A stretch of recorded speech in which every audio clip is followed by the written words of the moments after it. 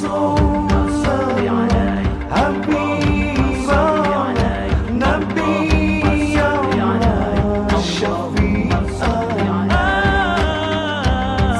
الله على محمد صلى الله عليه وسلم صلى الله على محمد صلى الله عليه وسلم. Assalamualaikum warahmatullahi wabarakatuh. Alhamdulillahilladzi arsala rasulahu bil huda wa dinil haqq yuzhiruhu 'alad dini kulli wa kafa billahi syahida. Asyhadu an la ilaha illallah wahdahu la syarikalah wa asyhadu anna Muhammadan abduhu wa rasuluhu la nabiyya rasula ba'da. Selamat malam Mas Nur Ahmad dan para hadirin sekalian di Majelis Bentala Syuhada pada malam hari ini. Kita bertemu lagi pada serial Warisan Luhur Ulama-Ulama Nusantara. Untuk pertemuan sebelumnya telah membahas Kiai Soleh Darat, dan untuk pertemuan pada malam hari ini membahas tentang Syekh Yusuf Al-Makassari. Mungkin langsung saja Mas ya, untuk Mas Nur Ahmad kami persilahkan.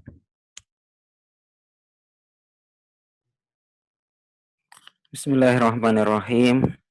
Assalamualaikum warahmatullahi wabarakatuh. Alhamdulillahirabbil alamin. Wassalatu wassalamu ala sayyidina Muhammadin wa ala alihi wa ashabihi ajma'in, amma ba'd. Terima kasih saya sampaikan kepada Mas Ade. Selamat malam kawan-kawan semua yang mengikuti serial kedua dari Warisan Ulama Nusantara yang diselenggarakan oleh Yayasan Bentala Syuhada dari Yayasan Bentala Tamadun Nusantara ya. Saya ucapkan terima kasih kepada kawan-kawan dari Yayasan Bentala Syuhada yang mengizinkan saya untuk berbagi lagi kali ini tentang Syekh Yusuf Al-Makassari. Sebelumnya kita telah membahas mengenai Kiai Soleh Darat di abad 19 hingga awal abad 20. Beliau lahir 1820, wafat 1903. Kali ini kita melihat tokoh yang di masa yang berbeda, jauh ke belakang, di abad ke-17 hingga akhir abad ke-17 itu, yaitu Syekh Yusuf Al-Makassari. Tapi kita akan melihat sisi-sisi yang masih dipertahankan dari Syekh Yusuf hingga ke Kiai Soleh Darat, dan sisi-sisi apa yang berubah di masa lalu. Ada hal penting tentang peran tasawuf. Oleh sebab itu saya akan, atau Yayasan Bentala Syuhada ini memberi judul tema hari ini Syekh Yusuf Al-Makassari, harmoni antara syariat dan tasawuf, atau harmoni antara, kalau dengan bahasa para peneliti sekarang, esoterik Islam dengan eksoteriknya. Itu bagian inti, bagian dalam dengan bagian luarnya, atau bagian, kalau kita bisa menyebut dengan lebih praktis, fikih dan tasawuf. Saya mohon izin untuk pembagian slide untuk memandu perbincangan kita hari ini agar lebih terarah. Oke, jadi Syekh Yusuf Tajul Kholwati Al-Makassari, harmoni antara esoterisme Islam dan eksoterisme. Harmoni antara bagian dari inti Islam dan bagian dari luarnya, zahir dan batinnya. Struktur yang akan saya sampaikan adalah, yang satu, kita akan membahas mengenai hakikat tasawuf sendiri atau letak tasawuf dalam Islam. Kita akan melihat secara normatif, mungkin melihat dari Quran dan hadis, juga melihat dari sejarah keislaman sendiri di Nusantara. Pertanyaan yang akan kita ajukan adalah, mengapa para sufi itu pada faktanya menjadi ujung tombak dakwah Islam di seluruh negara Islam sekarang. Jadi para sufilah yang menjadi ujung tombak bagaimana masyarakat bisa menerima keislaman. Kita bisa melihatnya di mana-mana, di India, di Persia, di Nusantara. Gitu. Kemudian kita akan melihat aspek dari sejarah Syekh Yusuf sendiri. Mulai dari fase santri kelana dari perjalanan hidupnya hingga Ya, masa ke berkurang. hingga masa peperangan dan beliau wafat hingga akhirnya beliau dimakamkan di Cape Town, di tempat beliau diasingkan dan diminta kembali ke tempat asalnya di Makassar, di Makassar. Kemudian yang terakhir kita akan membahas tentang filsafat wujud atau konsep ajaran yang sebenarnya Syekh Yusuf dapatkan dari para pengajar Ibnu Arabi atau penafsir Ibnu Arabi, dan beliau banyak merujuk ke beliau, ke Syekh Ibnu Arabi, yaitu ajarannya tentang ma'iyah ilahiyah. Kemudian kita mungkin bisa melihat ke aspek yang lain juga dari ajarannya. Tetapi ma'iyah ini adalah ajaran paling, menurut saya paling utama yang ditekankan oleh Syekh Yusuf, yang mana hampir di karya-karyanya di Zubdatul Asror dan di karya-karya lainnya itu beliau singgung, meskipun sedikit pasti ada singgungan tentang ma'iyah dan ihatah itu. Oke, kita akan masuk ke bagian normatif pertama mengenai mengapa itu tasawuf, mengapa tasawuf, atau dalam format pertanyaan mengapa atau hakikat apa yang ada dalam Islam itu sendiri. Pendekatan normatif pertama mengantarkan kita pada pemahaman mengenai hadis Rasulullah tentang hadirnya Jibril. Ini hadis yang diriwayatkan oleh banyak sahabat, di banyak kitab disebutkan, meskipun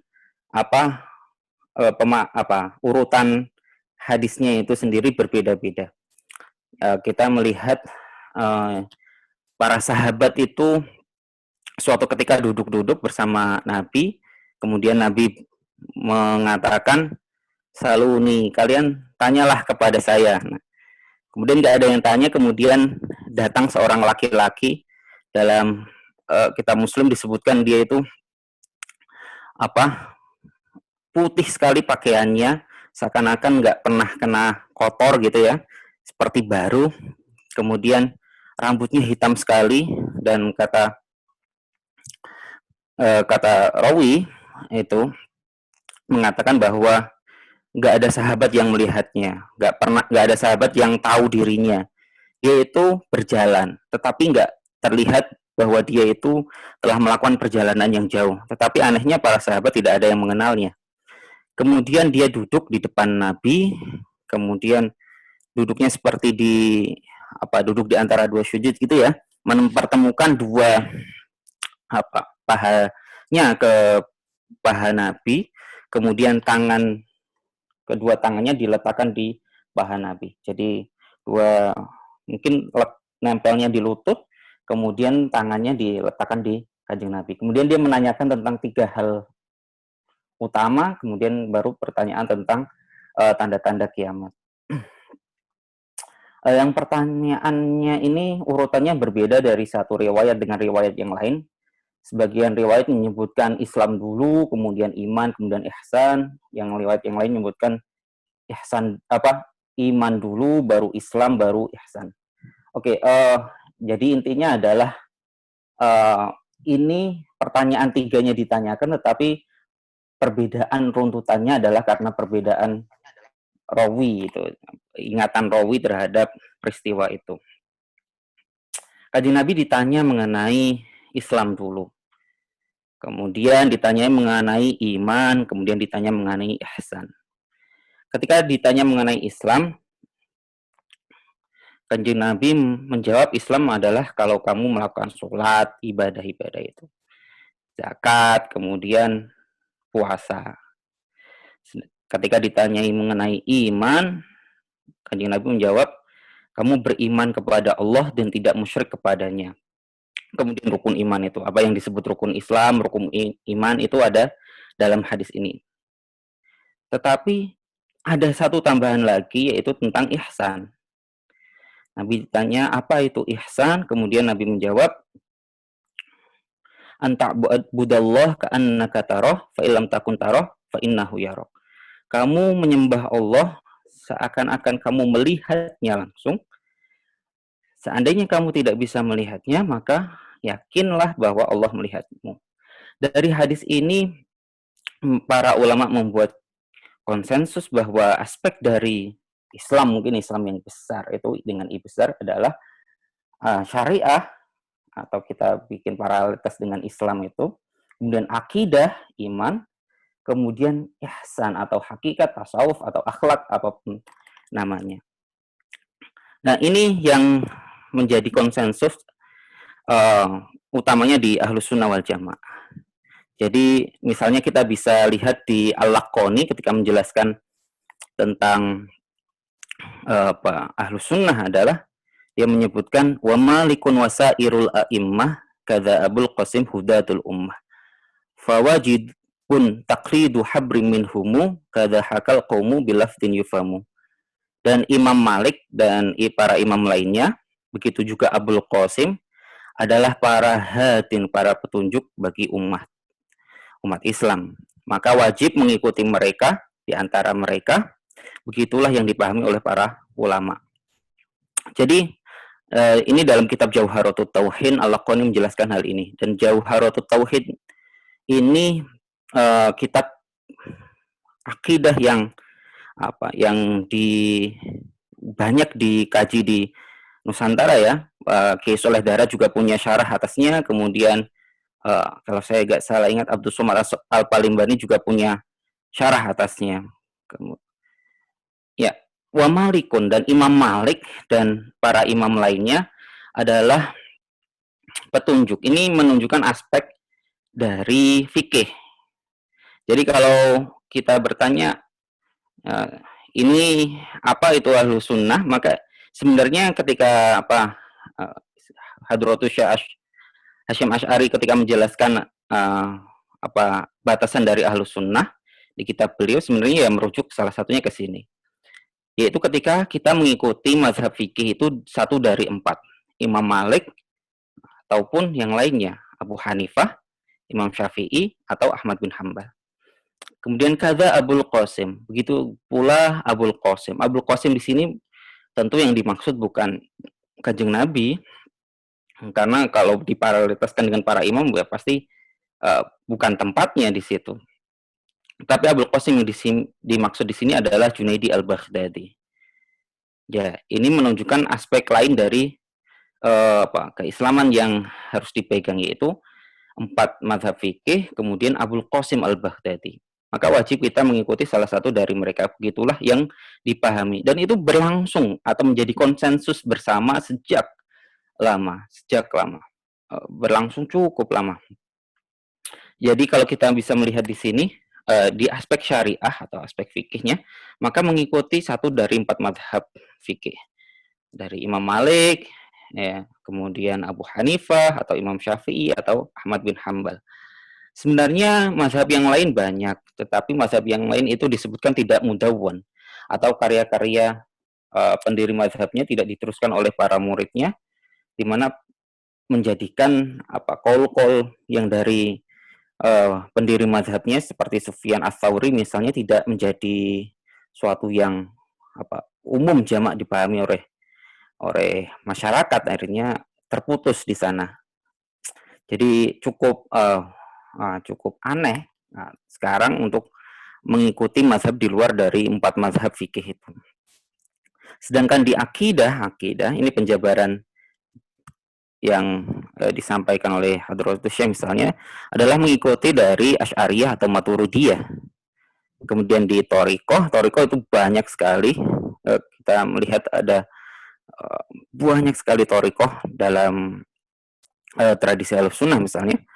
Tetapi yang disebutkan kalau di Al-Laqani itu adalah Abul Qasim Junaidi al-Baghdadi. Sedangkan kalau kita melihat di yang dimaksud dalam Thariqah atau tasawuf ini oleh Hadratus Syekh itu menyebutkan Abul Hasan Asy-Syadzili dan Imam Al-Ghazali. Yang jelas adalah kita melihat bahwa ada 3 aspek itu. Ada aspek syariah, aspek hukum, aspek zahir, kemudian aspek akidah, keyakinan, kemudian aspek thariqah atau ihsannya.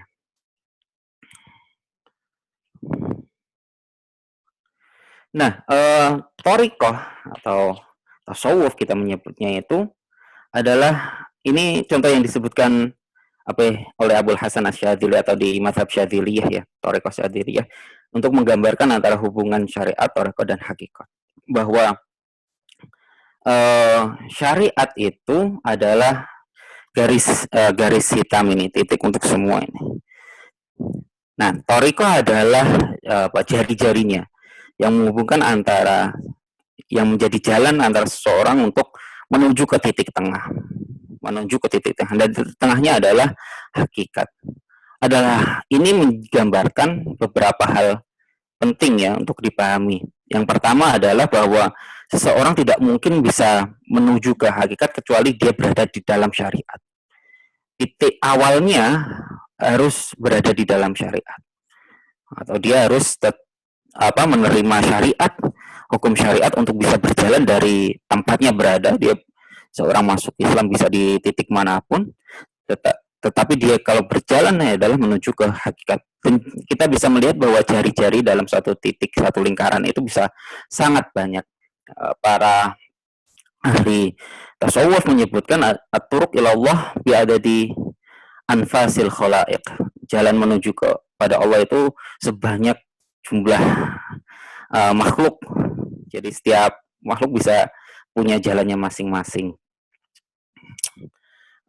Kemudian menemukan titik di hakikatnya. Kalau dalam Jauharatut Tauhid disebutkan hubungan antara ketiganya, syariat adalah kapalnya, kapal dan layarnya. Thariqah adalah kapalnya syariat, thariqah adalah layarnya yang menjadikan syariat itu berjalan. Kemudian hakikat adalah mutiara yang ada di dalam lautan. Jadi tidak mungkin kita bisa menemukan mutiara kecuali kita harus berada di dalam perahu atau kapal syariat. Kalau seseorang berada di luar kapal syariat itu ya nantinya tenggelam sebelum bisa menuju ke tengah lautan untuk mencari mutiara di dalam lautan gitu. Tapi kalau seseorang ya mencukupkan diri untuk hanya pada syariat ya tidak apa-apa, tetapi tetap dia akan ada di perahu syariat, tetapi dia mungkin tidak mendapatkan keindahan, kebahagiaan, hakikat yang ditemukan oleh para ahli sufi yang didapatkan ketika mereka masuk ke dalam lautan kemudian mencari mutiara yang ada di dalam lautan. Kemudian yang penting dipahami dari diagram yang diberikan oleh mazhab Syadziliyah itu adalah thariqah Syadziliyah itu adalah akan terjadi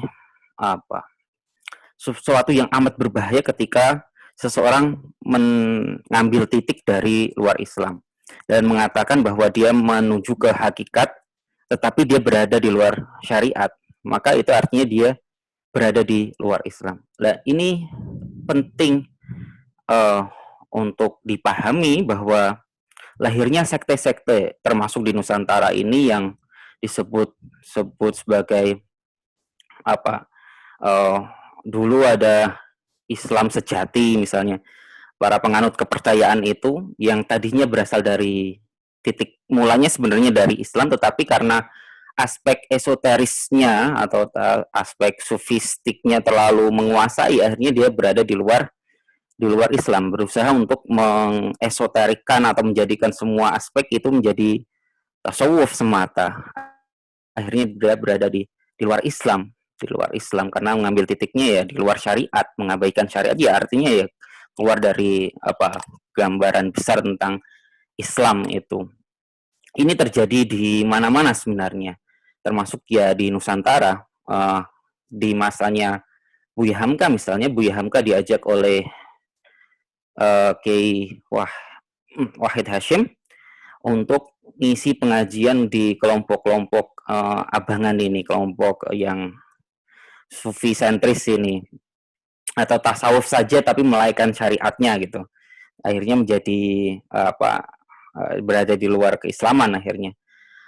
Buya Hamka dibilangi atau diomongin oleh Kiai Wahid Hashim, Buya, kalau kita tidak memberikan pengajaran ke mereka, maka mereka justru semakin jauh nanti dari keislaman, dari syariat gitu. Dan mereka nggak akan menemukan apa yang mereka cari gitu. Karena harus mencapai hakikat, ya titiknya harus berada di syariat dulu, kemudian menerima syariat, zahir syariat diikuti, kemudian baru mereka melakukan perjalanan ke hakikat. Tetapi orang-orang ini malah berada di, atau sebagian dari mereka malah berada di luar syariat gitu. Jadi penting sekali Buya untuk menyampaikan ajaran dari aspek tasawuf keislaman kepada mereka. Ini diterima baik oleh Buya. Setiap waktu kelompok ini mengadakan pertemuan, pasti Buya Hamka diminta untuk mengisi pengajian di dalamnya juga gitu.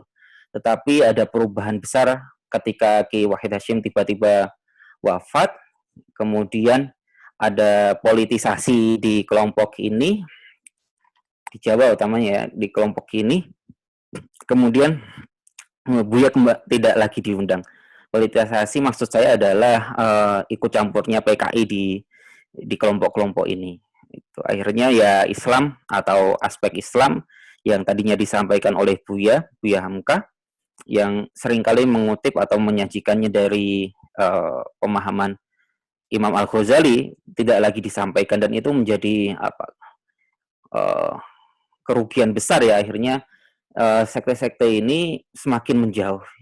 Kita bisa melihat sebenarnya bekas-bekas keislaman yang cukup kuat di sana, tetapi karena pengabaiannya atau keluarnya dari penerimaan syariat itu yang menjadikan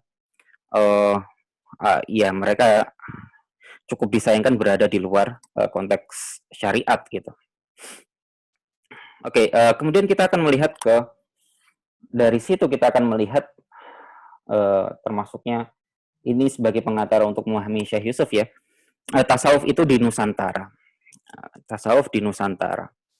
Jadi aspek tasawuf itu tadi kita jelaskan sebagai bagian inti, bagian hati dari seseorang. Seperti manusia hidup kalau tanpa soul jiwanya, maka dia mati sebenarnya, meskipun dia punya zahir yang gagah gitu.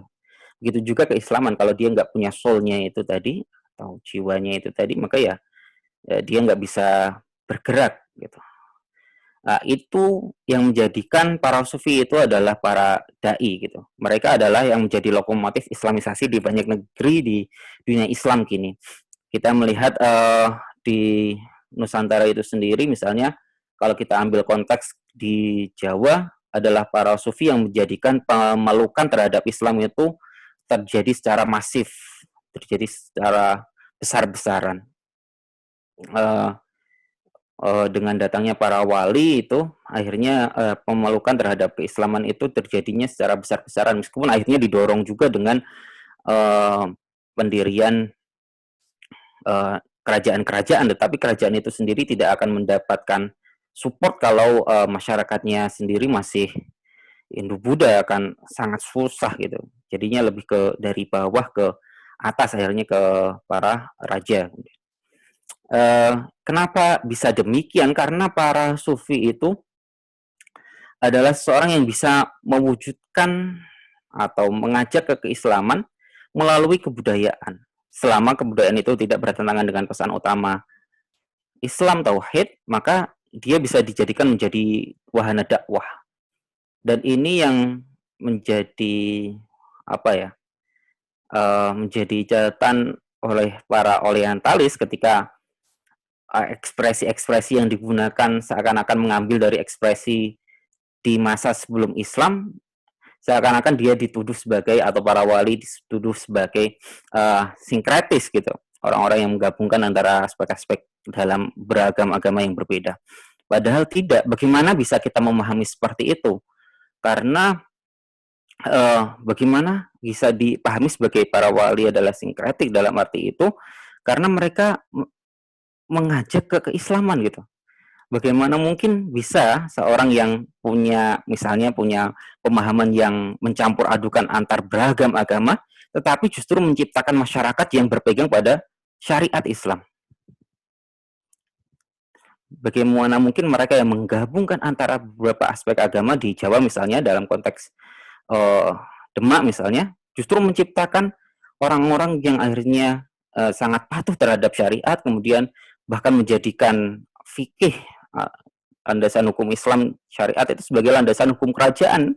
Kalau para walinya dituduh atau para sufi itu dituduh sebagai orang-orang yang menggabungkan beberapa aspek agama, atau seperti para orientalis awal yang mengatakan sufisme atau ajaran tasawuf itu bukan berasal dari Islam. Mereka menuduhnya sebagai berasal dari Majusi lah, Hindu lah, Buddha lah, bahkan Yahudi atau Kristiani. Sebenarnya landasan berpikirnya sama. Orang-orang orientalis ini terpengaruh dengan paham bahwa Islam itu bukan wahyu yang valid. Jadi tidak mungkin ada spiritualitas di dalamnya atau ekspresi sofistik di dalamnya. Ya, untuk menunjukkan hal itu, akhirnya mereka ketika melihat ada aspek-aspek yang nampak berjalan seiring dengan aspek lain dari agama lain, seakan-akan itu dianggap mengambil dari aspek agama lain tersebut gitu. Ketika melihat zuhud misalnya, asketisisme yang merupakan asal atau fondasi dari tasawuf, mereka menganggapnya ini dari pengaruh salah satu sekte Kristen di Jazirah Arab ketika itu, di Madinah utamanya adalah sekte Kristen yang memang sikap hidup mereka itu asketik.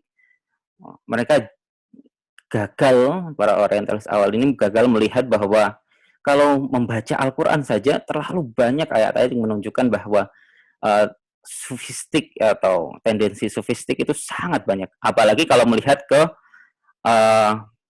sejarah hidup Kanjeng Nabi itu sendiri.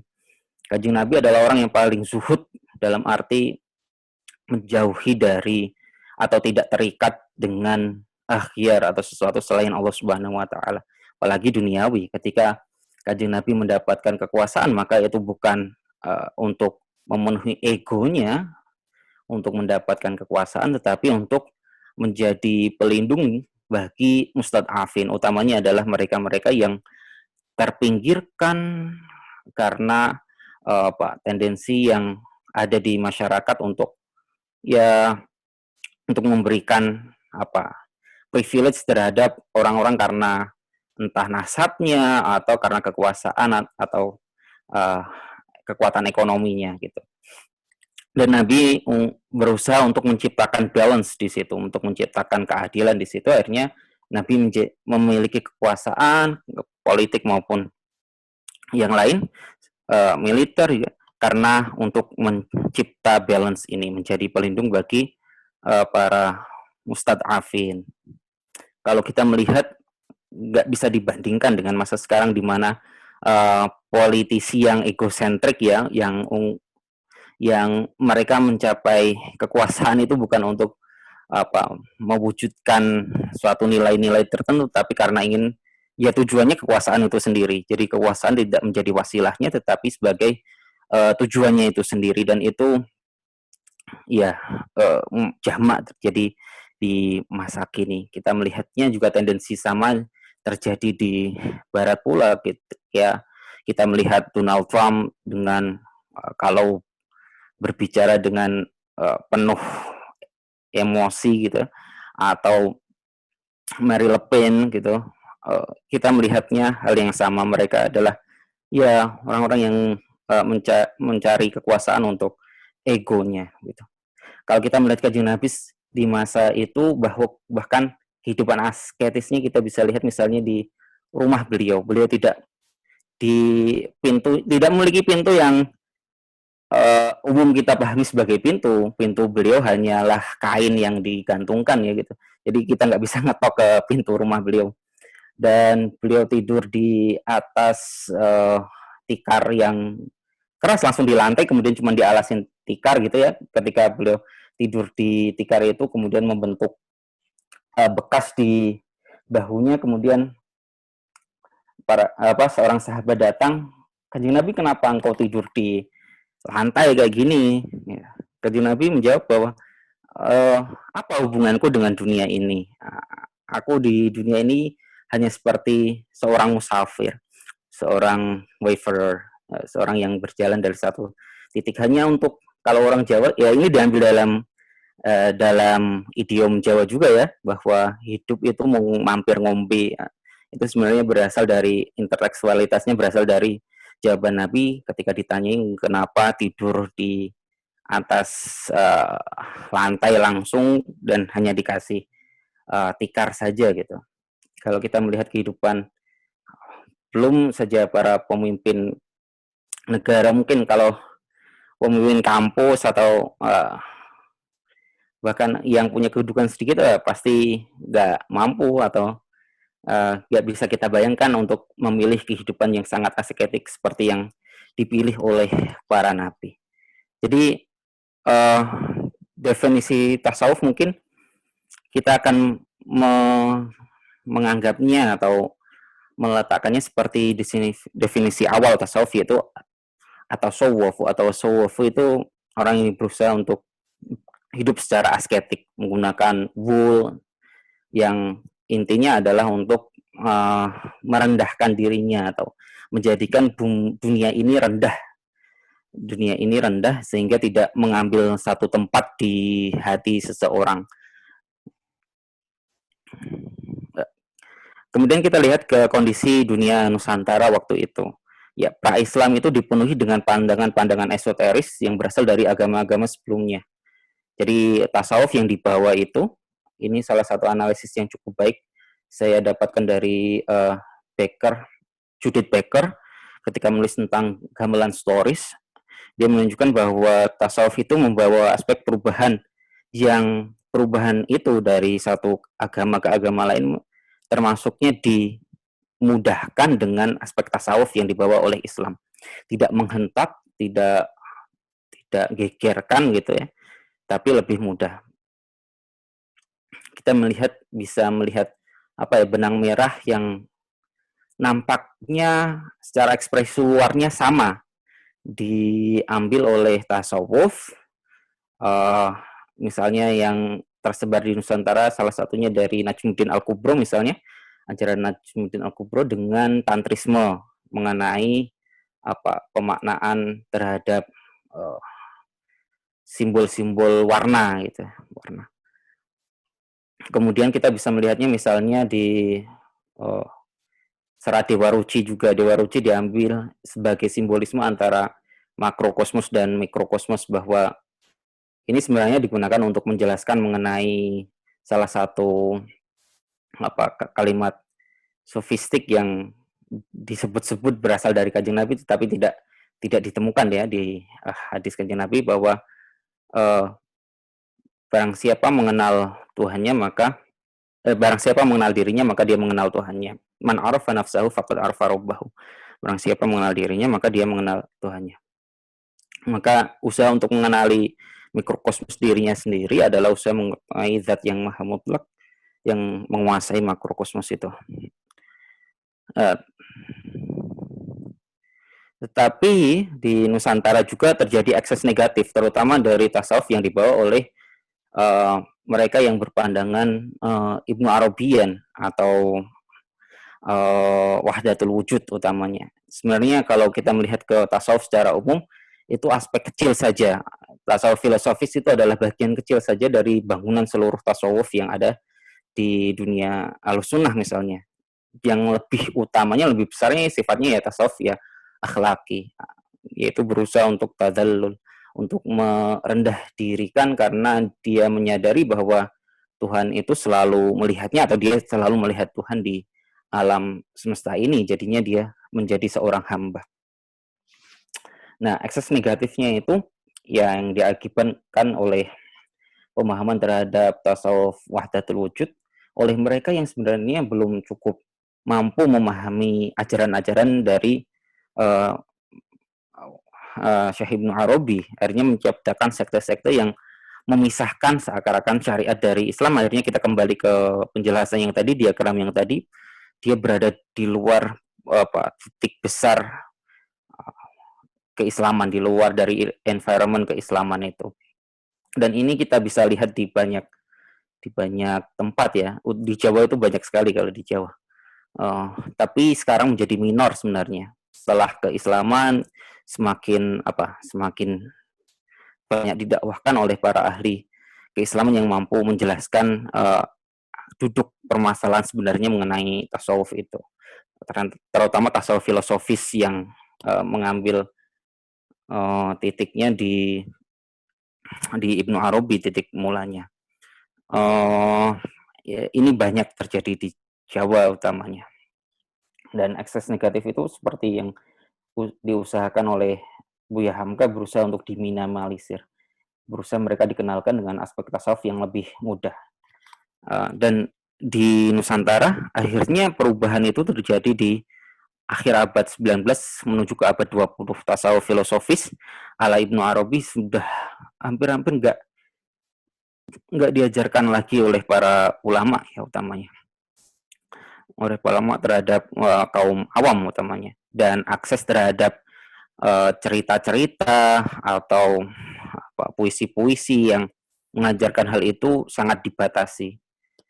Kita bisa melihat hal ini di misalnya Kiai Soleh Darat yang lalu saya menyebutkan bahwa beliau membatasi akses terhadap pemahaman Ibnu Arabi, tasawuf yang sangat esoteris itu, filosofis, terutama membatasi masyarakat awam dari membaca serat-serat yang mengandung ajaran itu, karena secara zahirnya mungkin bisa dipahami bahwa serat-serat itu mengajarkan untuk seakan meninggalkan syariat, terutama meninggalkan sholat, karena pemahaman yang keliru mengenai konsep sholat daim. Dan Kiai Soleh sebenarnya tidak bermasalah dengan ajarannya itu sendiri, tapi penafsiran atas ajaran itu yang dilakukan oleh masyarakat di Jawa yang terutama dimasuki oleh pihak kolonial pasca Diponegoro itu semakin menjauhkan orang-orang dari hakikat keislaman yang menggabungkan atau mengharmonikan antara tasawuf dan fikih. Jadi seorang nggak mungkin bisa mencapai titik hakikat kecuali ya masuk ke dalam pangkuan syariat dulu. Nah, sekarang kita akan melihat coba ke Syekh Yusuf Al-Maqassari. Nah, Syekh Yusuf itu adalah seorang sufi juga yang mengajarkan ya ajarannya tauhidul wujud atau ajarannya dari tradisi Ibnu Arabian. Beliau menjalani fase santri kelana ketika mau pergi ke Mekah mau haji. Beliau sempat berhenti di Yaman, kemudian ikut atau baiat ke Tarekah Naqsyabandiyah, kemudian beliau ke Madinah. Di Madinah beliau masuk ke atau di baiat Tarekah Syatariyah. Kemudian di Damaskus beliau juga baiat Tarekat Kholwatiyah, dan kita mengenal beliau sebagai Syekh Yusuf Tajul Kholwati ya, karena beliau adalah mursyid dari Tarekah Kholwatiyah dan beliau sebarkan di Nusantara. Tapi sepulang sebelum berangkat nyampe di Mekah, beliau sempat berhenti di Banten dan menjalin pertemanan dengan waktu itu adalah putra mahkota Banten, itu Sultan Agung Triasa sebelum menjadi sultan.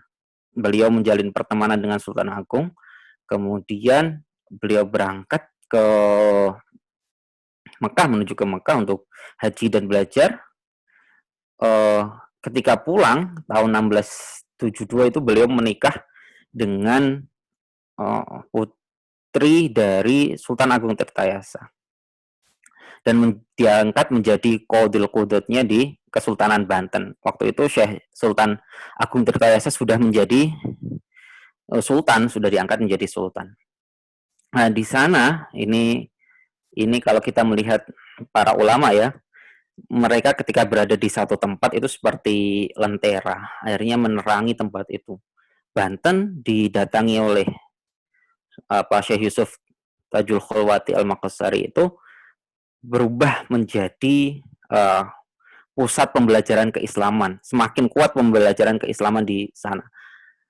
Kemudian kehidupan beliau menjadi qadir qudud, kemudian punya banyak santri di sana, kemudian kehidupan keagamaan menjadi semakin semarak di Kesultanan Banten. Ini paling tidak saya ketika merujuk ke catatan-catatan Belanda, dan mereka sangat khawatir ketika Banten ekspresi keislamannya, kemudian masyarakatnya yang semakin agamis lah kita sebutnya, itu pihak kolonial semakin khawatir sebenarnya, semakin khawatir bahwa tidak jauh dari tempatnya berada di Batavia, justru ada satu tempat yang nampaknya tendensi keislaman, keagamaannya kuat, dan itu menciptakan juga kebencian juga atau susah untuk dikendalikan oleh pihak kolonial tentunya. Nah, itu yang menjadikan Banten ikut campur terhadap situasi lokal di Kesultanan Banten, akhirnya menjadikan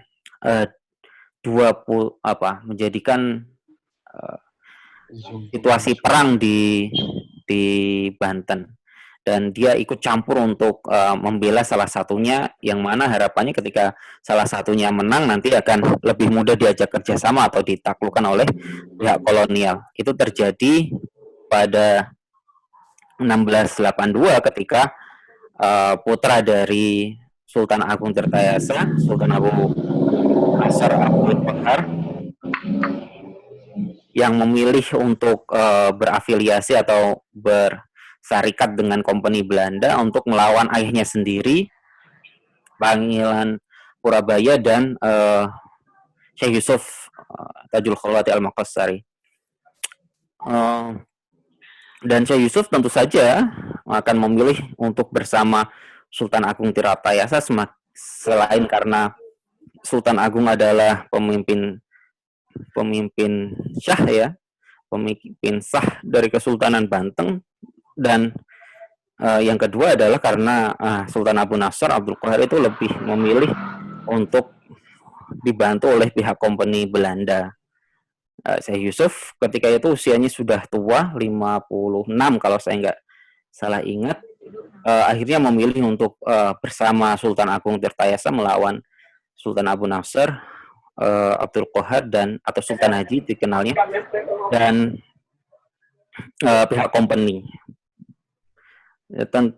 Akhirnya beliau keluar dari Kesultanan Banten untuk bergerilya di Jawa Barat, masuk keluar hutan, kemudian mendaki gunung, sampai akhirnya hampir 2 tahun ya, di Desember 1683 beliau ditangkap.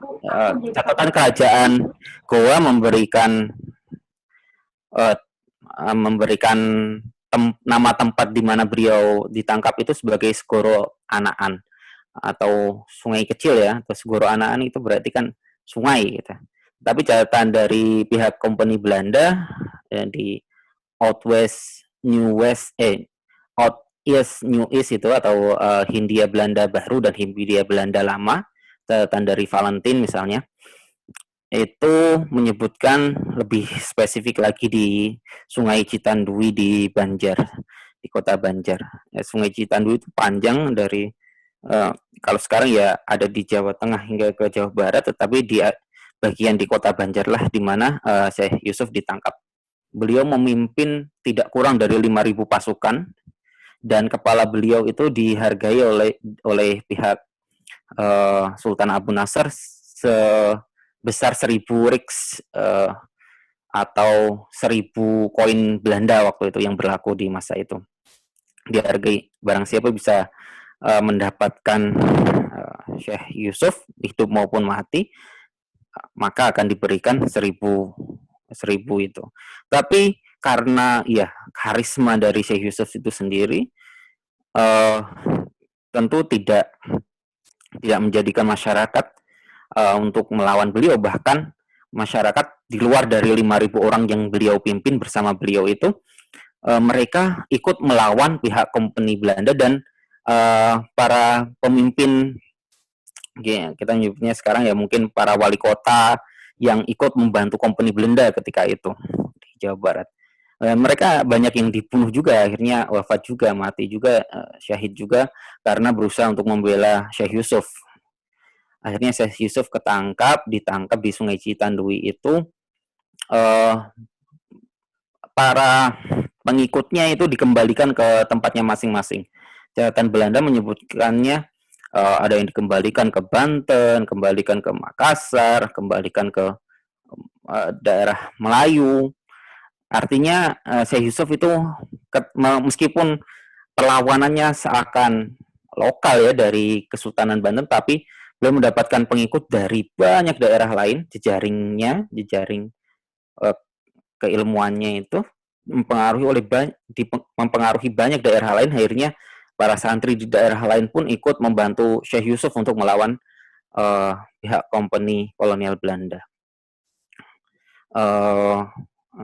Beliau ditangkap, kemudian semua pengikutnya lain yang masih selamat itu dikembalikan ke tempatnya masing-masing, sedangkan pengikut utama paling dekat ke Syekh Yusuf, jadi Syekh Yusuf bersama 40 orangnya, termasuk diantaranya adalah santri-santri terdekat, kemudian istri dan anak beliau diasingkan pertama kali ke Batavia.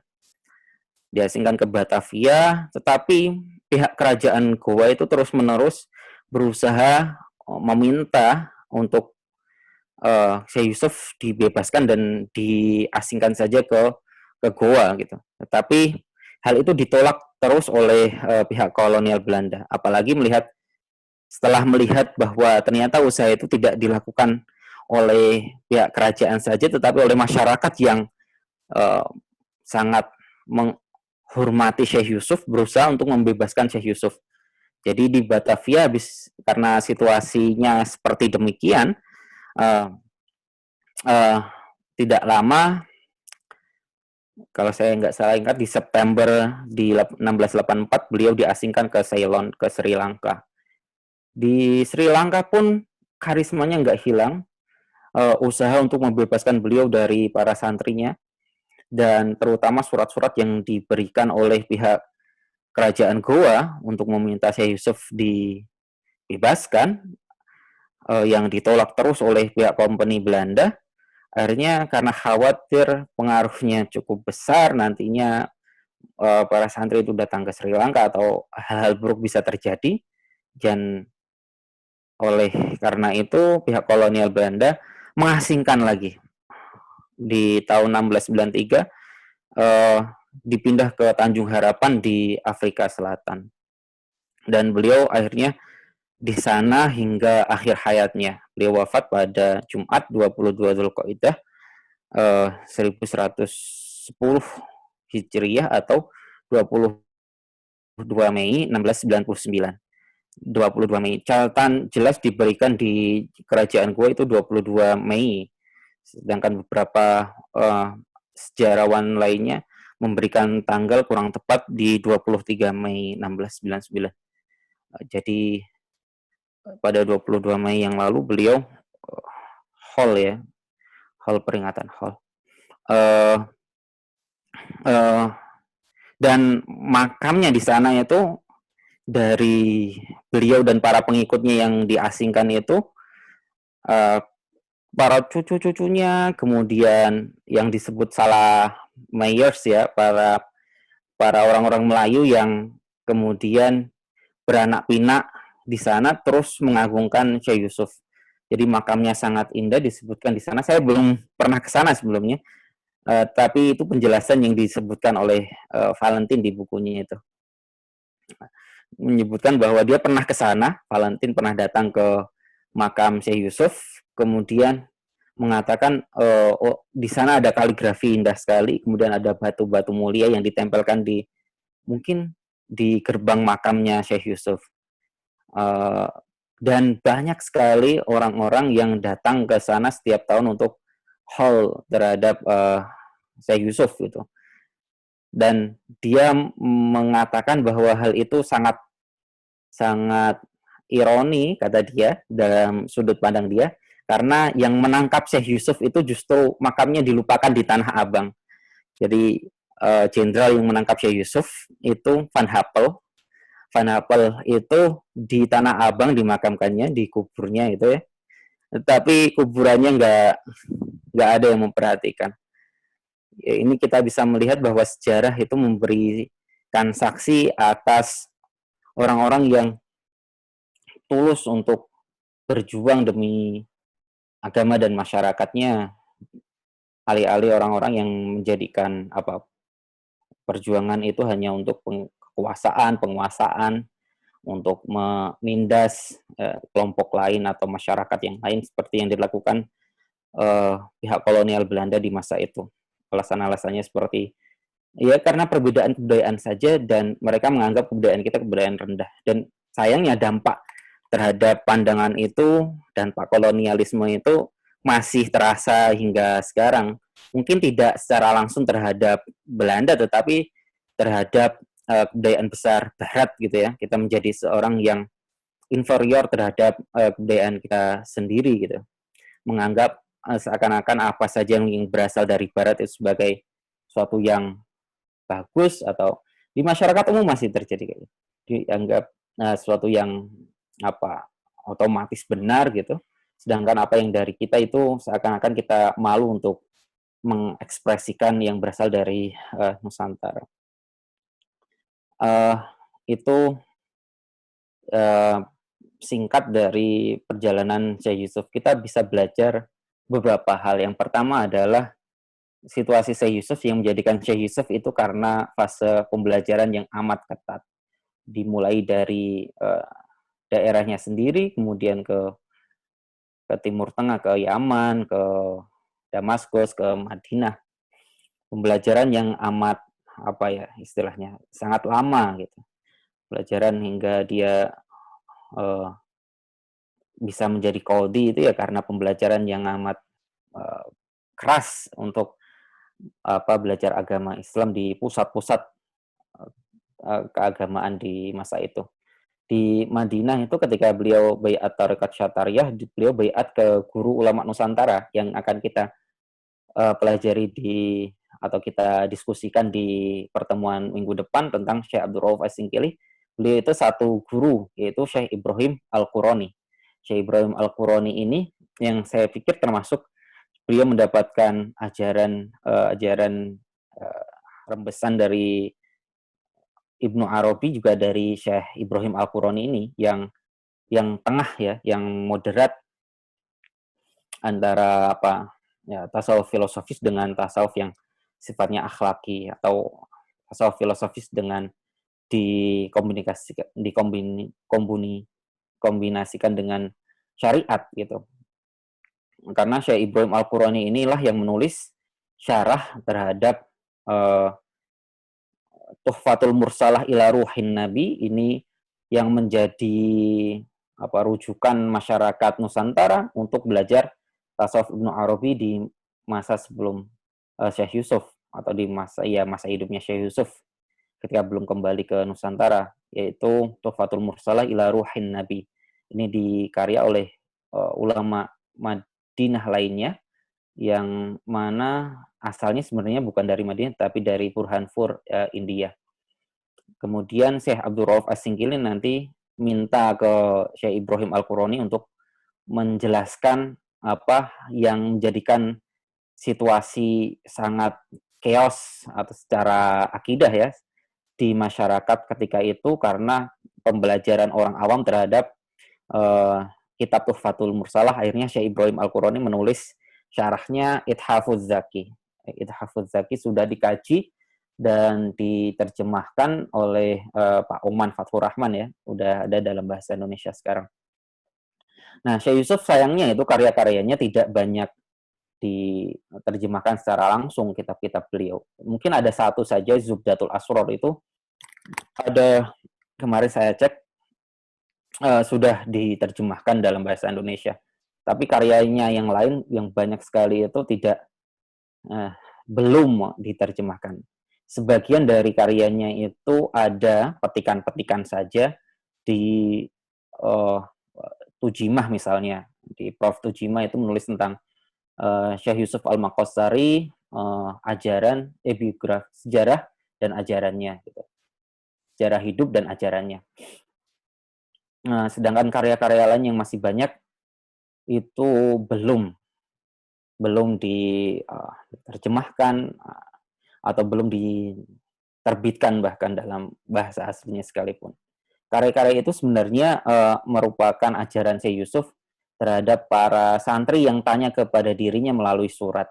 Sebagian besar itu dari situ. Jadi beliau meskipun diasingkan masih menjalin komunikasi yang amat erat dengan para muridnya yang meminta untuk bimbingan beliau gitu melalui surat-surat. Kemudian surat-surat itu, tulisan-tulisan itu disebarkan ke muridnya. Salah satunya adalah yang ada di Banten juga, itu ada disimpan di Leiden, Belanda, berkode OR 7025. Isinya ajaran Syekh Yusuf. Ada juga kitab Ithafuz Zaki, sebagian saja. Yang lainnya adalah tulisan orisinil dari Syekh Yusuf sendiri. Kitab itu atau manuskrip itu dibawa ke Leiden, dibawa oleh Senok Ugronya membawanya ke Leiden, kemudian ya disimpan di perpustakaan Leiden. Saya berkesempatan untuk melihat manuskrip itu dan mengkajinya untuk satu tulisan di Alif waktu itu.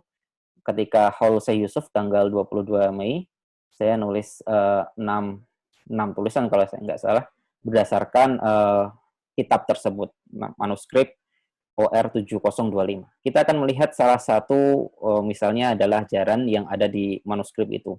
Soal ma'iyah ilahiyah.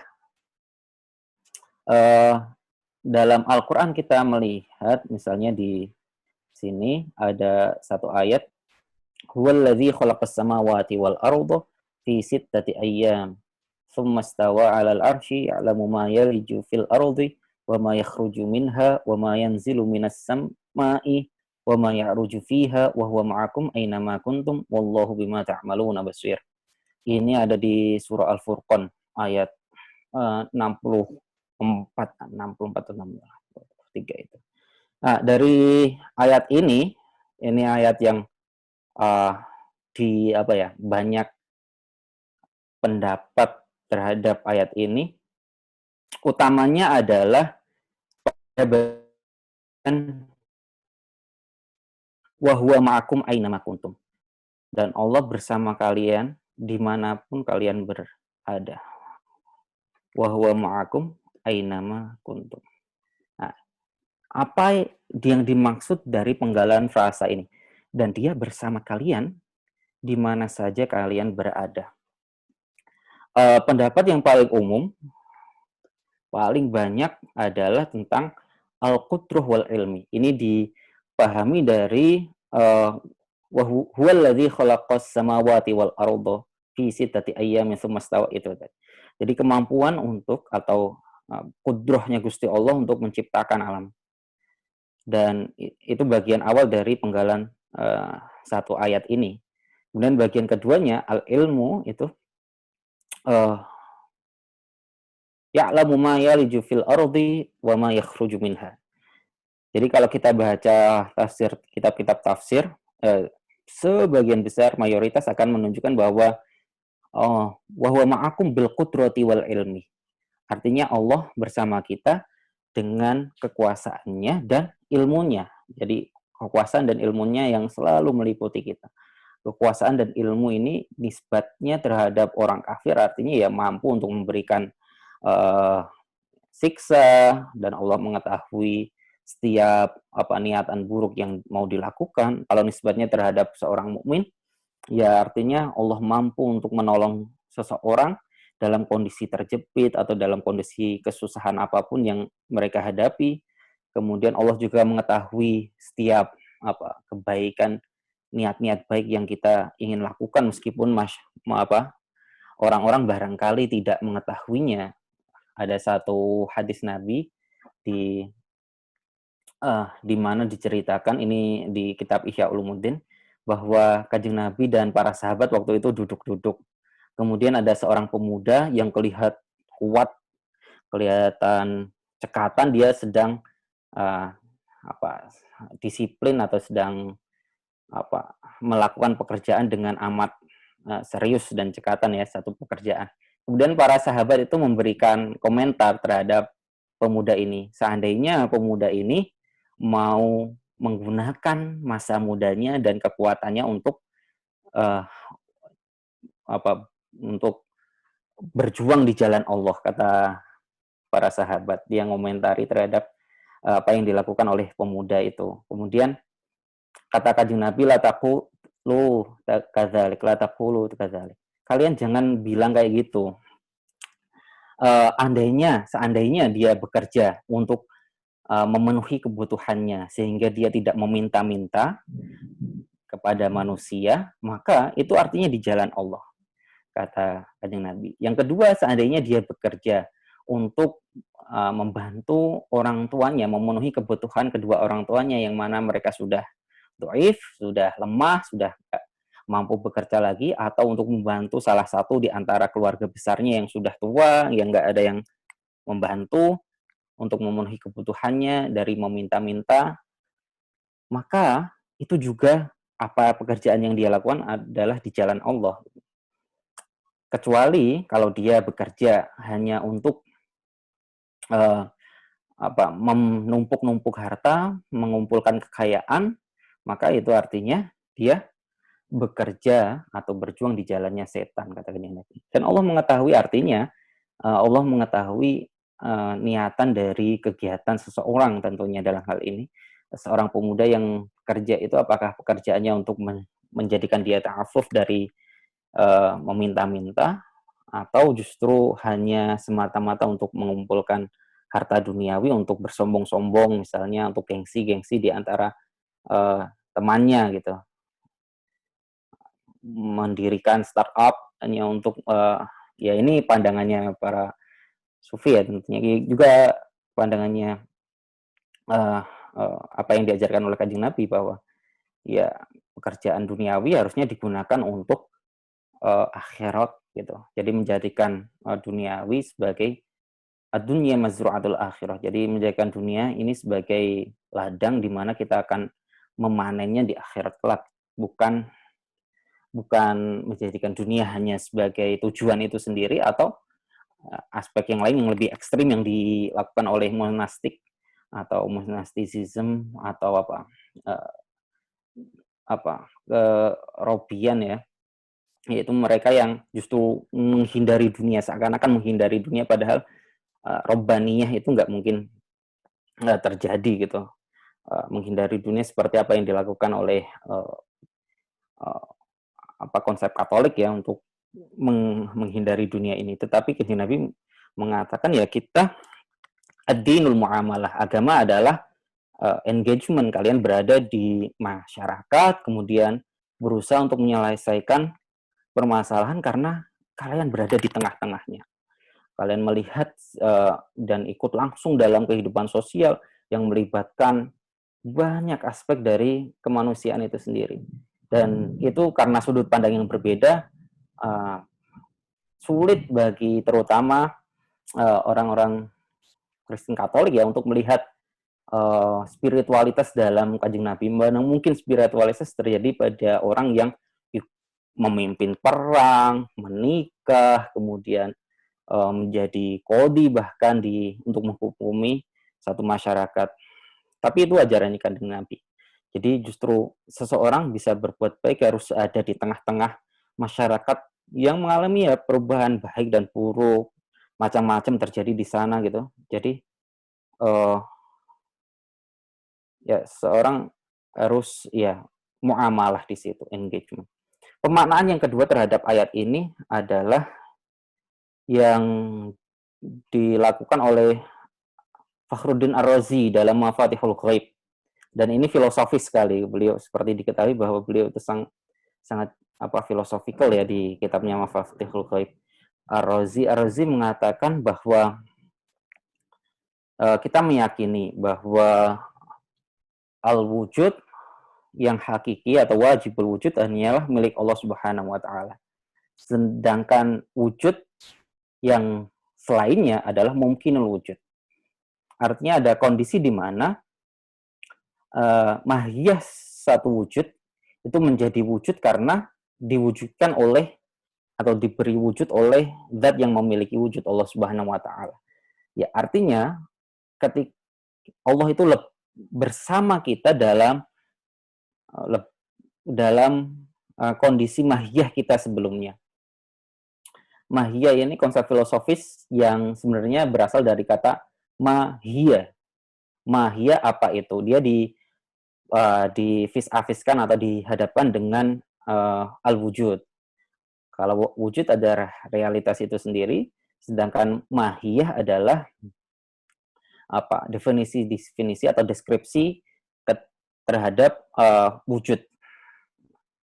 Atau kita bisa mendekatkannya, membayangkannya seperti dalam pertanyaan, dalam bahasa Inggris lebih tepat sebenarnya. Kalau al-wujud adalah jawaban atas pertanyaan is it, realitaskah sesuatu itu.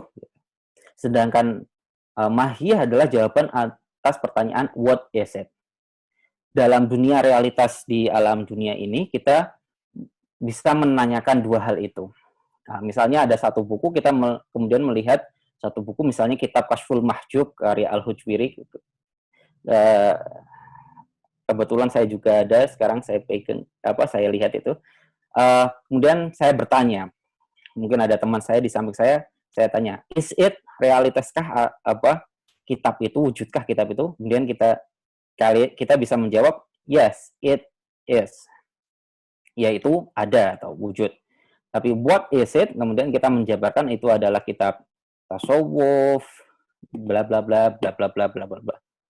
Tetapi kita sebenarnya bisa melihat kalau di alam realitas ini berkumpul antara wujud dan mahiyah. Setiap yang kita lihat secara material itu ya punya wujud, punya mahiyah. Tapi kita juga bisa memikirkan bahwa sesuatu itu punya mahiyah tetapi tidak ada wujud realitasnya. Misalnya, kalau saya bertanya, adakah gajah terbang misalnya? Secara wujudnya nggak ada. Itu impossible sesuatu yang ya nggak terjadi, nggak ada di alam realitas ini. Tetapi kalau saya bertanya mahiyah, seperti apa gajah terbang itu, maka kita akan mencipta semacam imaji-imaji bahwa gajah itu mungkin memiliki sayap di mana sayapnya cukup besar untuk memungkinkan dia terbang misalnya. Mahiyah itu bisa mungkin. Nah, kita hanyalah kemungkinan itu. Mahiyah itu tadinya adalah sesuatu yang ya dalam konsep ini adalah seperti seorang tukang ukir misalnya. Mahiyahnya kita gambarkan adalah sebagai sesuatu yang muncul di pikirannya, ide tentang ukiran itu kayak gini.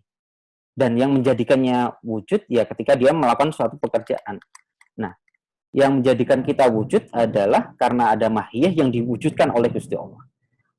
Melalui nafasur rahmannya, melalui kunnya, melalui penciptaannya. Kemudian terciptalah alam wujud ini atau manusia dan makhluk-makhluk lainnya.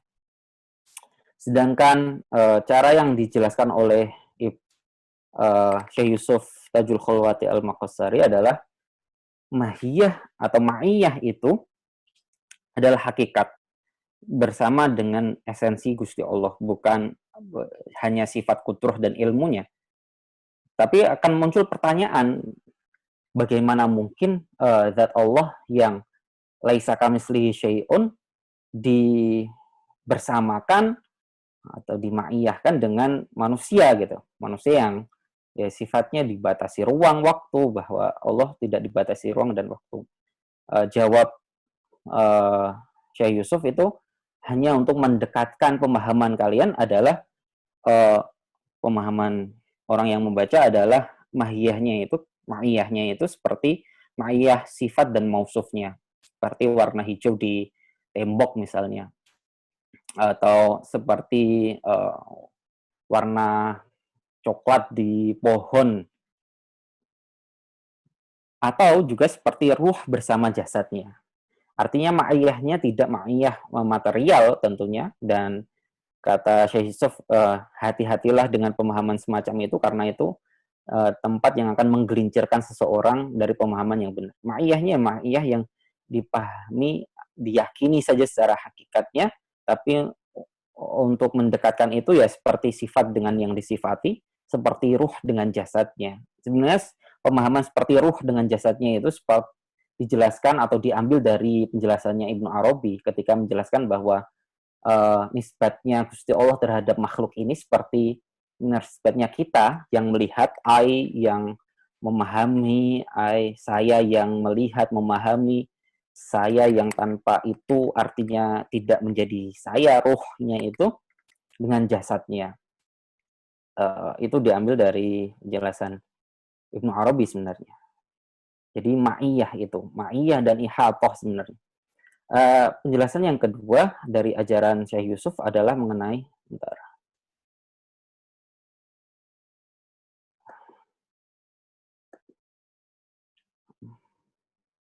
saya enggak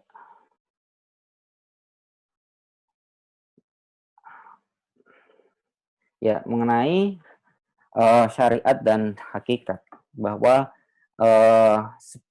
ya ini seperti dalam penjelasan awal tentang hakikat tasawuf itu sendiri, bahwa keislaman nggak mungkin tanpa tasawuf, dan tasawuf nggak mungkin berdiri sendiri tanpa syariat. Maka Syekh Yusuf juga menekankan aspek ini untuk menghindarkan pemahaman yang keliru terhadap syariat dan hubungan syariat dan tasawuf. Kata beliau ini di kitab yang saya sebutkan tadi di OR 7025 di Syarah Futuhat Robbaniyah sebenarnya, tapi saya belum tahu pasti apa Futuhat Robbaniyah itu yang dimaksud apa. Apakah Futuhat Makiyahnya apa Ibnu Arabi atau kitab lain, tapi disebut Futuhat Robbaniyah, syarahnya Futuhat Robbaniyah. Dia menyebutkan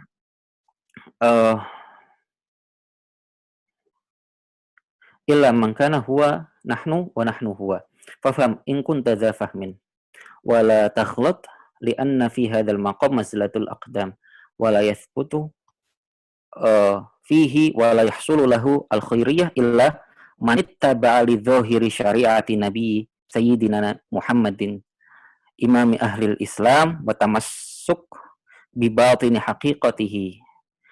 Ini catatan pentingnya adalah illa man ittaba'a li dhahiri syari'ati sayyidina Muhammad. Jadi mengikuti pemahaman bahwa ma'iyah dan ihatah itu hak terjadi dalam atau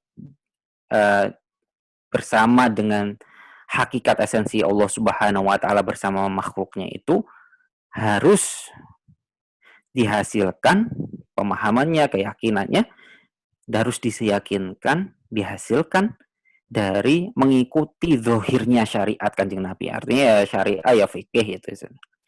Kemudian selain dengan syariat itu ya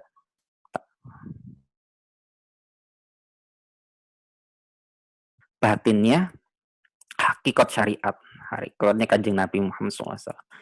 Ya, jadi ihsan dan Islam itu tidak boleh dipisahkan, dan tidak boleh seseorang melebihi dari pemahaman ini.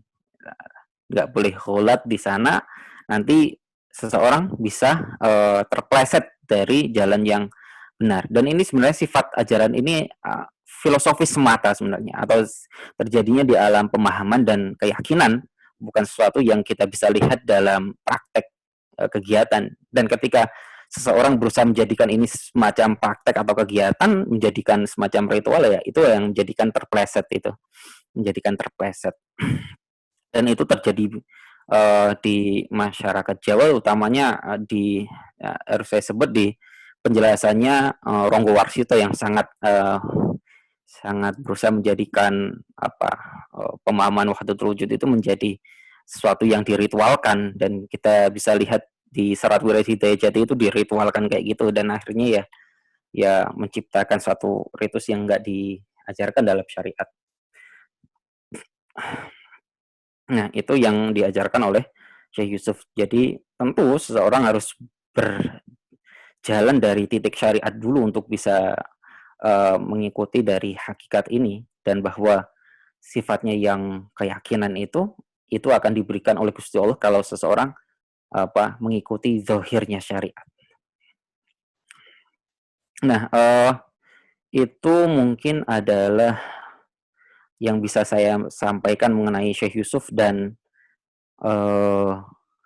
ajaran-ajaran beliau tentang utamanya adalah ma'iyah dan ittiba bi syariati Rasulillah dan tamasuk bi hakikati Sayyidina Muhammadin Rasulillah SAW. Saya akhiri cukup sekian. Saya kembalikan ke moderator. Terima kasih. Wassalamualaikum warahmatullahi wabarakatuh. Waalaikumsalam warahmatullahi wabarakatuh. Baik, untuk sesi selanjutnya kita akan buka sesi diskusi. Bagi para hadirin dipersilakan apabila ada yang ingin didiskusikan, silakan bisa menggunakan tombol raise hand.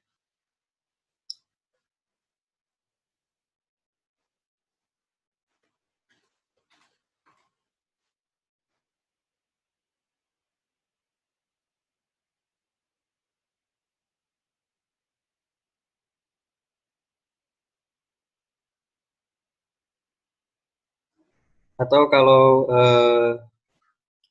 bisa juga melalui chat langsung, nanti biar kami bacakan.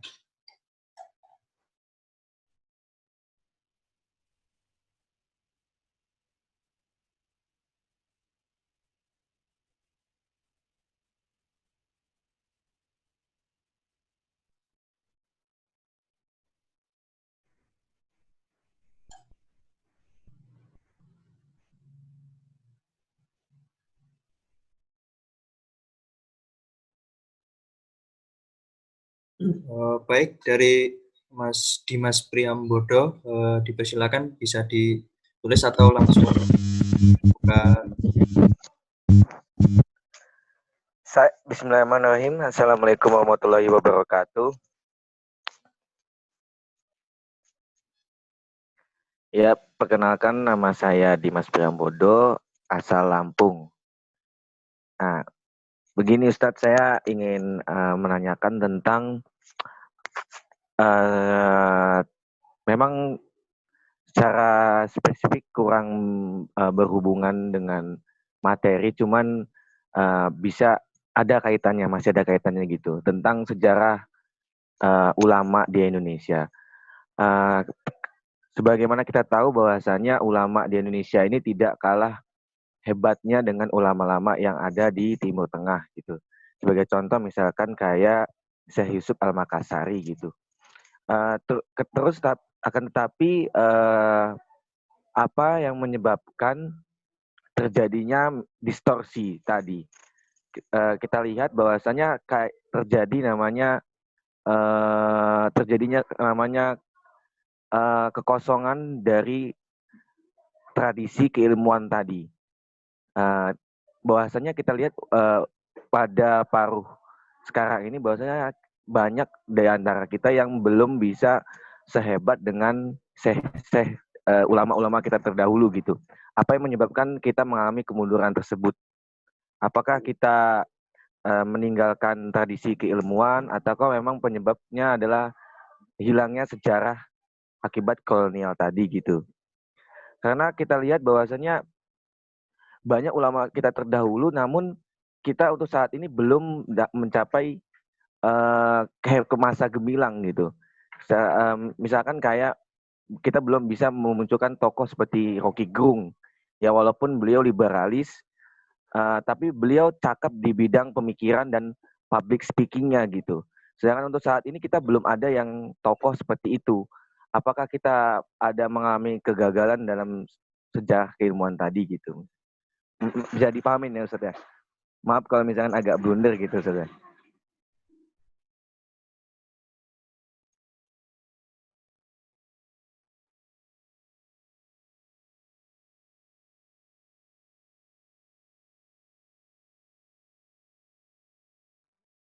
Oke, saya jawab langsung ya Mas Ade ya. Ya, silakan. Ya, saya juga berpikir kenapa ya seakan-akan kita terputus dari tradisi keilmuan di masa lalu, di mana di masa lampau kita bisa melihat terciptanya atau hadirnya para ulama yang punya punya pengaruh luas gitu. Mungkin karena saya juga meyakini ini karena kita terputus dari pemahaman terhadap mereka, para ulama dan para ulama kita terdahulu dan kitab-kitab mereka gitu. Jadi kita seakan menjadi ini bentuk inferioritas yang lain ya. Kita menjadikan seakan-akan ulama kita itu berada di level kedua dan ketiga dari keulamaan yang terjadi di misalnya di Al-Azhar kah atau di dunia Islam lain seperti di Mekah atau Madinah. Ya keterputusan itu yang mungkin saya pikir gitu ya. Ini apalagi kalau kita memahaminya bahwa masa kini tidak mungkin bisa dilepaskan dari masa lalu kita gitu. Kalau kita tidak melihat berusaha menghadirkan pemahaman yang utuh terhadap para ulama masa lalu kita menjadi kan seakan-akan inferior gitu. Yang lain adalah yang juga terkait dengan ini adalah memang yang seperti jenengan sebutkan tadi, Mas Dwi Priyambudi tadi sebutkan bahwa keterlibatan atau campur tangan oleh pihak kolonial itu memang sangat kuat. Apalagi kalau di Jawa ini sangat kuat sekali untuk mengkaburkan aspek-aspek sofistik yang sebenarnya lebih kuat mengharmonikan antara tasawuf dan syariat bahkan di keraton itu sendiri dan berusaha untuk menunjukkan aspek-aspek lain yang lebih atau bertentangan dengan syariat. Itu misalnya dilakukan oleh tulisan Zoetmulder. Zoetmulder nulis satu disertasi yang judulnya itu monisme dan panteisme di Islam. Monisme dan panteisme di serat-serat di Jawa gitu. Nah, ini dia ya hasilnya sebenarnya meskipun akhirnya lebih kuat di apa yang dia disebut ortodoks, meskipun kalimat itu sebenarnya tidak indigenous dalam keislaman ya. Kita mengenali ya langsung istilah saja Ahlussunnah wal Jamaah dan mazhab-mazhab lain, tetapi kalau kita menyebutnya ortodoksi itu sebenarnya lebih ke pengaruh sudut pandang Katolisisme ya, yang mana keagamaan itu punya hierarki, sedangkan di Islam tidak punya hierarki kayak seperti di Katolik, di mana otoritas itu otoritas yang ditunjuk gitu. Sedangkan di Islam tetapi di Islam itu terjadi konsensus yang ketika terjadi konsensus di masyarakat di mana tidak ada otoritas yang satu tunggal kayak gitu kecuali Kanjeng Nabi, itu artinya ya karena memang ya ini yang diyakini oleh Ahlussunnah wal Jamaah, karena memang ya pemaknaan itu yang diyakini benar gitu berdasarkan dari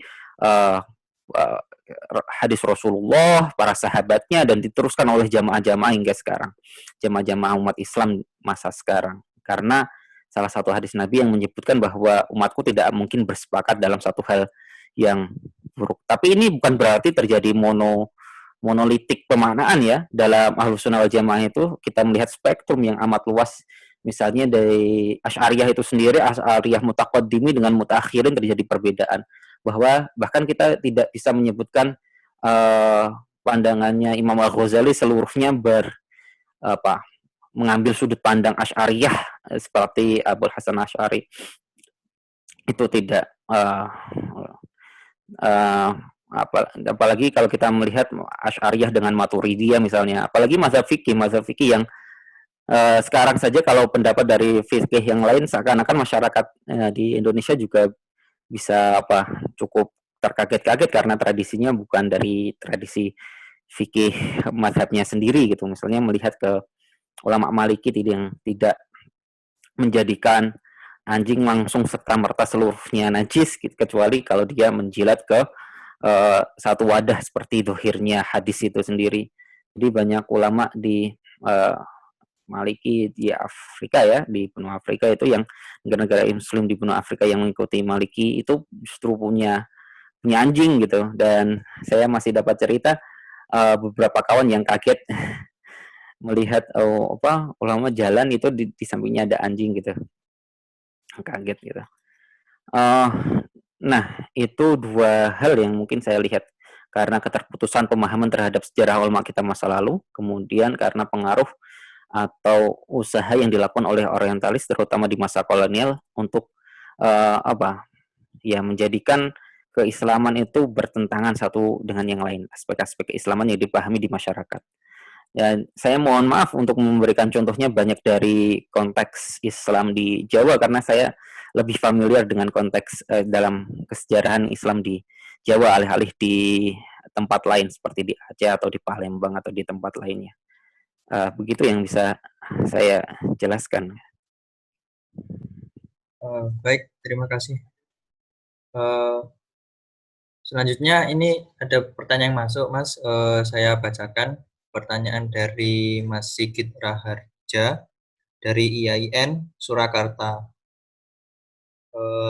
Bertanya tentang terkait kontribusi dan peran Syekh Yusuf dalam berdakwah, apakah ada hubungan beliau dengan kekhalifahan Utsmaniyah atau kekhalifahan pada abad saat itu? Ya, saya belum menemukan satu penjelasan yang menyebutkan hal itu secara langsung ya, bahwa Syekh Yusuf ikut atau berusaha untuk mempromosikan kekhalifahan Utsmaniyah di Banten atau di daerah lain di Nusantara gitu. Tapi saya pikir justru bisa melihat Syekh Yusuf itu sebagai seorang sufi yang mana gambaran sufi di masa lalu yang sufi yang sebenarnya ya, bukan sufi yang kita gambarkan sebagai seorang yang menjauh dari masyarakat, kemudian melakukan uzlah, artinya ya semedi dan tidak mau tahu, sebenarnya ignorance itu, tidak mau tahu terhadap perkembangan situasi masyarakat. Justru para sufi adalah mereka yang mencontoh Kanjeng Nabi di mana ditempatkan di tengah-tengah masyarakat langsung, mengalami dan berusaha melihat siapa di antara anggota di masyarakat yang membutuhkan, yang mustadafin dan perlu bantuan dalam arti keduniaan maupun dalam arti, dan yang lebih penting adalah bimbingan spiritual, dan para sufi adalah yang melakukan hal itu, melakukan pembimbingan spiritual. Dan kita bisa melihat Syekh Yusuf dari aspek lain yang saya pikir sejauh ini tidak banyak diungkapkan untuk memahami Syekh Yusuf dari ajaran-ajaran yang beliau berikan gitu. Sejauh ini ya membatasinya terhadap perannya di peperangan melawan kolonial Belanda. Dan contoh Syekh Yusuf di Indonesia paralel dengan Abdul Qadir Al-Jazairi misalnya. Kemudian seperti Syekh Izzuddin bin Abdussalam yang melakukan perlawanan terhadap pihak penguasa yang menjalin ally atau berserikat dengan pihak kolonial gitu, pihak kolonial. Kalau di Abdul Qadir Al-Jazairi dengan beliau sebagai pemimpin, kalau Syekh Izzuddin bin Abdussalam terjadi ketika apa yang disebut dengan perang salib ketika itu, di mana gubernurnya lebih memilih untuk menjalin serikat dengan pihak perang salib gitu yang dari barat, alih-alih untuk melawannya gitu. Ya karena tujuannya kekuasaan itu sendiri, ego kekuasaan. Gitu. Jadi saya belum bisa menjawab tentang konteksnya dengan Turki Utsmani ya. Turki Utsmani. Meskipun banyak juga kisah-kisah yang menyebutkan bahwa pihak-pihak keraton kesultanan itu berusaha untuk melegitimasi kekuasaannya dengan mencari persetujuan atau semacam uh, pembenaran pengakuan dari Syarif Mekah yang mana itu utusan dari atau perwakilan di Mekah dari Turki Utsmani gitu. Tapi saya nggak melihatnya itu dilakukan oleh Syekh Yusuf, tapi lebih ke para sultan itu sendiri.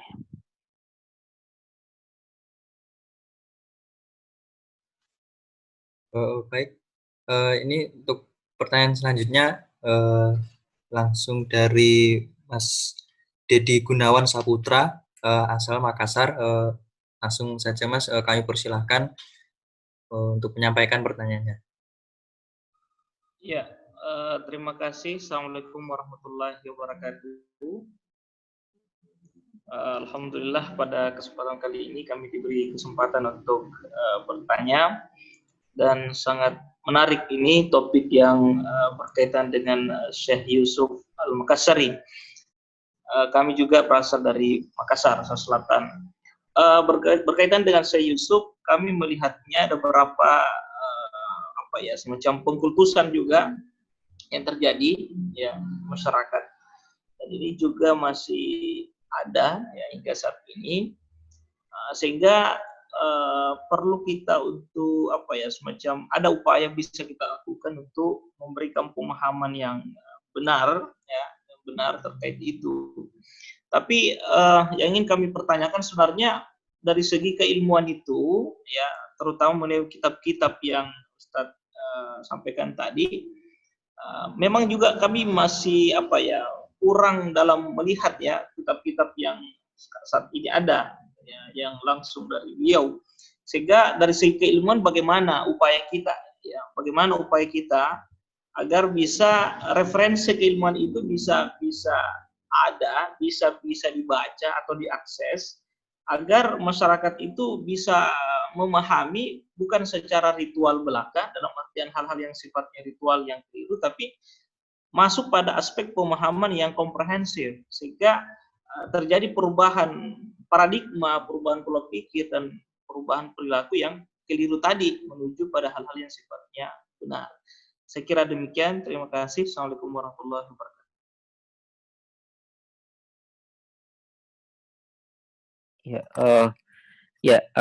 Saya belum tahu kondisi terkini yang terjadi terhadap figur Syekh Yusuf yang dimaknai oleh masyarakat, tetapi mungkin saya bisa menyamakannya dengan figur yang belum terlalu jauh sebenarnya dari masa sekarang oleh Kiai Rifai Kalisala di Batang, di mana terjadi juga pengkultusan dan ketertutupan dari badan tubuh batang umat Islam dari ulama-ulama yang lain, sehingga menjadikan terjadi eksklusivitas gitu ya, menjadi semacam aliran gitu, dan itu disayangkan oleh banyak orang, oleh banyak ulama juga ketika terjadi semacam itu. Tapi saya nggak tahu apakah yang terjadi terhadap Syekh Yusuf itu sampai menjadikan semacam aliran tersendiri gitu, aliran Makosariyah misalnya atau apa gitu. Kalau di Rifai Kalisala kan Rifaiyah akhirnya menjadi semacam aliran tersendiri, dan akhirnya karena membentuk kristal aliran itu menjadikan para pengikutnya menutup lah, kayak seakan-akan membangun benteng terhadap ajaran-ajaran lain gitu, akhirnya ya menutup diri sendiri gitu. Tapi di Syekh Yusuf kalau sampai setingkat itu ya sangat disayangkan kalau hingga terjadi semacam itu. Saya sendiri sebenarnya ya, ini cerita sedikit, saya sebenarnya juga berasal dari Buni, ayah saya yang dari Buni, Sulawesi Selatan, dari Buni. Tapi saya nggak pernah ke sana karena ya sudah meninggal ketika saya masih usia 5-6 tahun. Ya, yang penting memang seperti yang jenengan sampaikan itu, dan saya setuju sekali bahwa kitab-kitab Syekh Yusuf itu bisa diterbitkan, baik dalam edisi bahasa Arabnya, akan lebih baik lagi kalau dia diterjemahkan, kemudian disampaikan ke masyarakat, baik dijual di makom beliau misalnya gitu, ketika orang-orang ziarah ke sana hingga mendapatkan akses terhadap buku itu diadakan.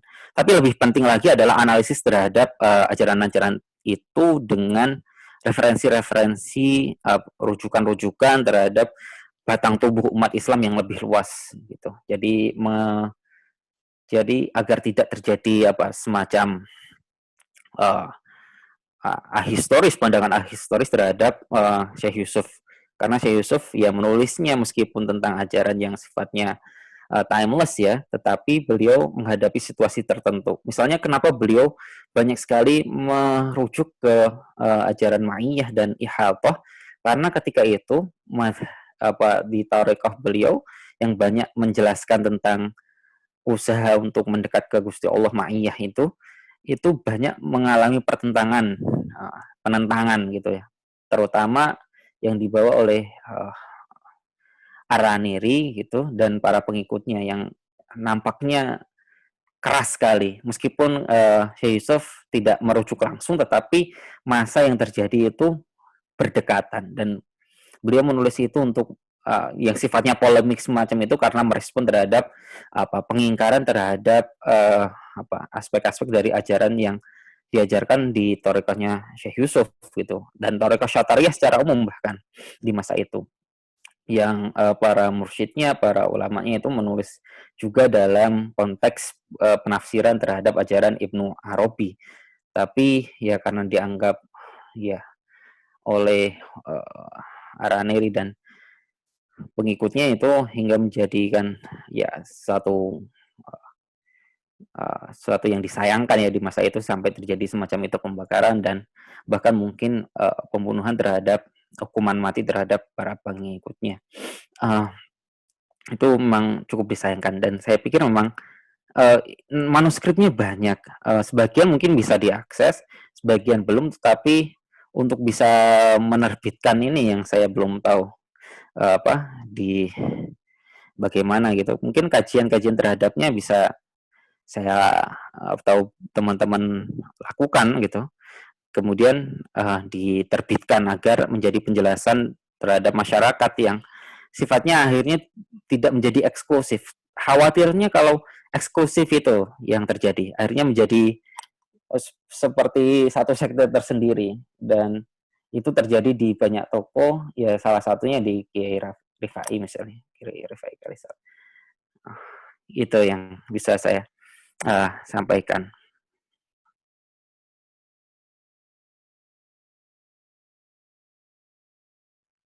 Baik, ini lanjut untuk berapa pertanyaan lagi, Mas, kira-kira? Malah, ya terserah panitia, monggo. Oh, baik. Lanjut lagi, Mas ya. Ini ada pertanyaan yang masuk, saya bacakan. Dari Mas Givari Juniantama. Setelah diasingkan ke Afrika Selatan, apakah Syekh Yusuf masih menjalin hubungan dengan jaringan ulama Nusantara atau Timur Tengah? Ini ada 3 pertanyaan, Mas. Itu pertanyaan pertama. Untuk pertanyaan kedua, apakah masih tersisa jejak pengajaran Syekh Yusuf di masyarakat Islam Banten? Pertanyaan ketiga, bagaimana pengaruh tasawuf falsafi terhadap masyarakat di luar Jawa? Karena jika di Jawa, hal tersebut menjadi kejawen. Bagaimana bentuk hal demikian mewujud di daerah lain di Nusantara? Ya, untuk Syekh Yusuf ya masih menjalin ya, terutama buktinya adalah manuskrip-manuskrip yang beliau tulis seringkali di kitab-kitab ya, naskah-naskah kitab itu ditulis menyebutkan ini adalah pertanyaan dari seorang murid gitu. Seorang murid yang murid di Nusantara juga, yang mana ya memang kita temukan, misalnya Buya Hamka ketika menulis perbendaharaan Islam lama itu merujuk ke satu manuskrip yang dipegang oleh masyarakat di Makassar waktu itu. Kemudian kalau saya yang merujuknya di Leiden itu yang dipegang oleh masyarakat di Banten. Jadi bukan hanya di Makassar tapi juga di Banten. Kita bisa lihat itu dari pemaknaan terhadap kitab beliau, itu juga ada makna gandolnya dalam bahasa Jawa Banten. Ya itu untuk pertanyaan yang pertama. Yang kedua, pengaruh dari tasawuf falsafi di luar dari Jawa. Saya pikir apa yang ditulis oleh Pak Alwi Shihab itu menggambarkan bahwa tasawuf falsafi itu bukan hanya konteksnya Jawa ya, hampir seluruh Nusantara di masa itu. Tasawuf falsafi ala Ibnu Arabi, yang mana misalnya di Kesultanan Buton itu ya menyebut langsung ya martabat 7 itu, atau ajaran martabat 7 yang menjadi mazhab resmi Kesultanan. Dan itu bisa kita lihat juga di tasawuf falsafi yang ada di Banten, kemudian di Jawa dalam konteks ini adalah kerajaan Demak dan seterusnya. Kemudian kita bisa melihatnya di bahkan di ajaran Abdurrahwas Asingkili misalnya, meskipun menjelaskan Ihya misalnya, tapi banyak juga, atau di tafsirnya juga banyak juga merujuk ke tasawuf falsafi. Tetapi tasawuf falsafi yang tidak melahirkan atau tidak menjadikan syariat terpisah dari aspek bangunan utuh keislaman gitu ya. Jadi at-tasawuf yang falsafi itu yang tidak memisahkan, karena kalau pemisahan yang terjadi atau berusaha untuk menjadikan esoterik semua aspek-aspek yang sifatnya zahir harusnya di syariat, itu akhirnya ya terjadi apa yang di Jawa itu, sekte-sekte yang muncul banyak. Namanya kadang mengambil nama Islam, tetapi kita cukup khawatir juga dengan melepaskan dirinya dari keislaman, kewajiban syariat itu. Dan sekarang semakin banyak juga gitu ya, dan tidak mengambil dari syariat secara langsung, bahkan udah pergeserannya udah sejauh itu. Kalau di masyarakat di luar Jawa saya tidak tahu secara spesifik ya apa yang terjadi, perbincangannya yang terjadi itu. Pendekatan saya lebih ke pendekatan bookis style atau pendekatan pembacaan terhadap karya-karya akademik yang dilakukan gitu. Jadi bukan pendekatan ke lapangan. Saya belum pernah langsung ke lapangan dalam konteks di luar Jawa untuk melihat situasi terkini, bagaimana jejak-jejak atau bekas-bekas dari tasawuf falsafi yang berjalan begitu lama di Nusantara. Dan saya pikir itu pasti akan memberikan bekas di banyak masyarakat gitu ya. Gitu. Itu mungkin. Itu 2 pertanyaan. Ada satu lagi ya? 3 ya? 3. Apa yang ketiga? Ya Mas, saya bacakan lagi yang ketiga. Bagaimana pengaruh tasawuf falsafi terhadap masyarakat di luar Jawa? Karena jika di Jawa hal tersebut menjadi kejawen, bagaimana bentuk hal demikian mewujud di daerah lain di Nusantara? Ya udah itu tadi. Yang kedua berarti apa? Yang kedua, apakah yang ini yang setelah diasingkan ke Afrika Selatan, apakah Syekh Yusuf masih menjalin hubungan dengan jaringan ulama Nusantara? Oh, sudah juga itu. 2 aja ya pertanyaannya. Kalau yang pertama apa? Itu tadi yang pertama. Terus yang kedua, apakah masih tersisa jejak pengajaran Syekh Yusuf di masyarakat Islam Banten? Ya. Kalau di masyarakat Banten mungkin adalah, kalau jejak pengajarannya yang tasawuf filosofis itu sejauh ini memang konsensus yang tercipta ya, sesuatu yang amazing ya, atau sesuatu yang amat cukup menakjubkan terjadi konsensus semacam itu, konsensus di mana akses terhadap tasawuf filosofis benar-benar dibatasi, sesuatu yang tidak kita lihat di era sebelumnya hingga masa akhir abad 19 hingga beralih ke abad 20. Sebelumnya itu tasawuf filosofis amat kuat diajarkan, meskipun sebenarnya memang tujuannya khusus untuk santri-santri khusus, sebenarnya tingkatan tertentu gitu. Kita bisa lihat itu di kitab-kitab tasawuf filosofis ini, baik yang dari mazhab Najmuddin Al-Kubro misalnya, kemudian kitab yang berasal dari tradisi Ibnu Arabi yang diteruskan di Ithafuz Zaki misalnya. Tetapi kalau syarahnya itu yang banyak di Nusantara, Mawahib Mustarsalah, yang disebut ya salah satu pengarangnya ya, tapi belum pasti ya, Abdurrahwas Asingkili. Kemudian eh kalau di Jawa menjadi serat-serat dan obat-obat dan lainnya itu sebenarnya kalau di kitab versi Arabnya itu kita melihat bahwa itu memang khusus untuk mereka yang sudah dalam tataran tertentu dalam eh,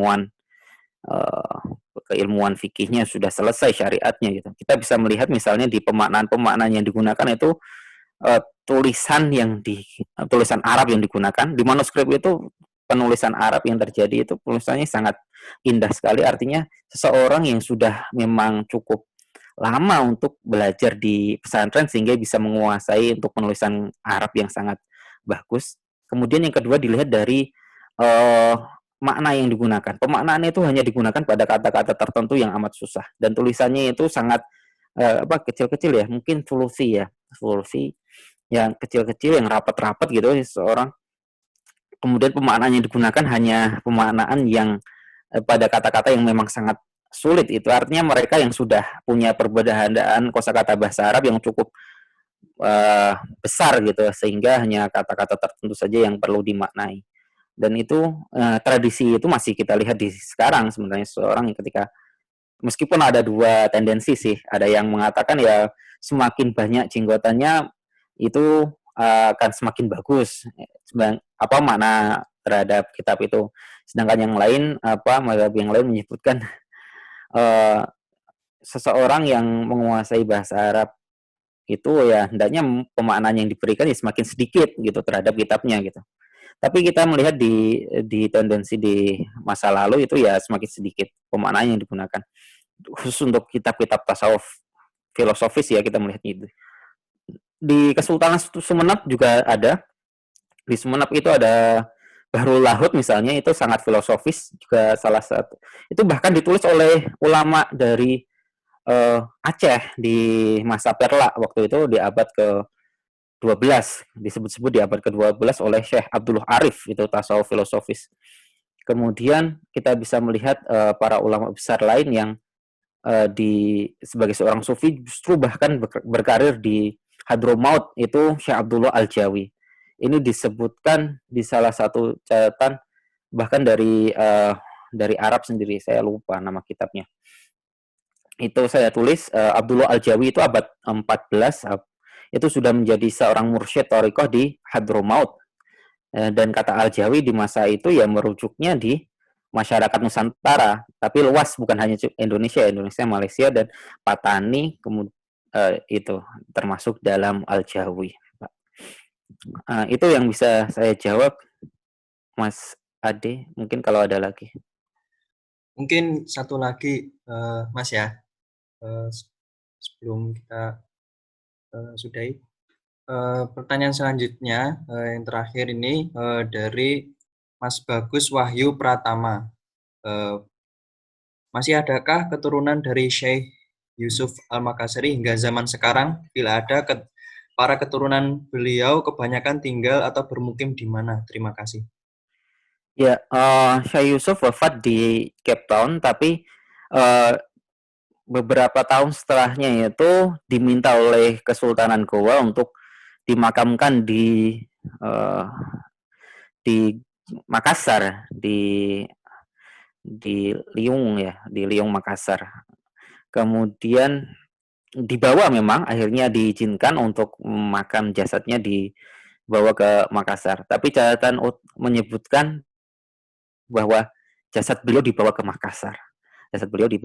Kemudian dimakamkan di sana. Tetapi bekas dari makamnya yang ada di Cape Town tetap diziarahi dan tetap menjadi satu titik penting untuk berkumpulnya masyarakat Muslim, terutama keturunan dari para orang-orang yang diasingkan di Cape Town waktu itu, untuk berkumpul kemudian ziarah.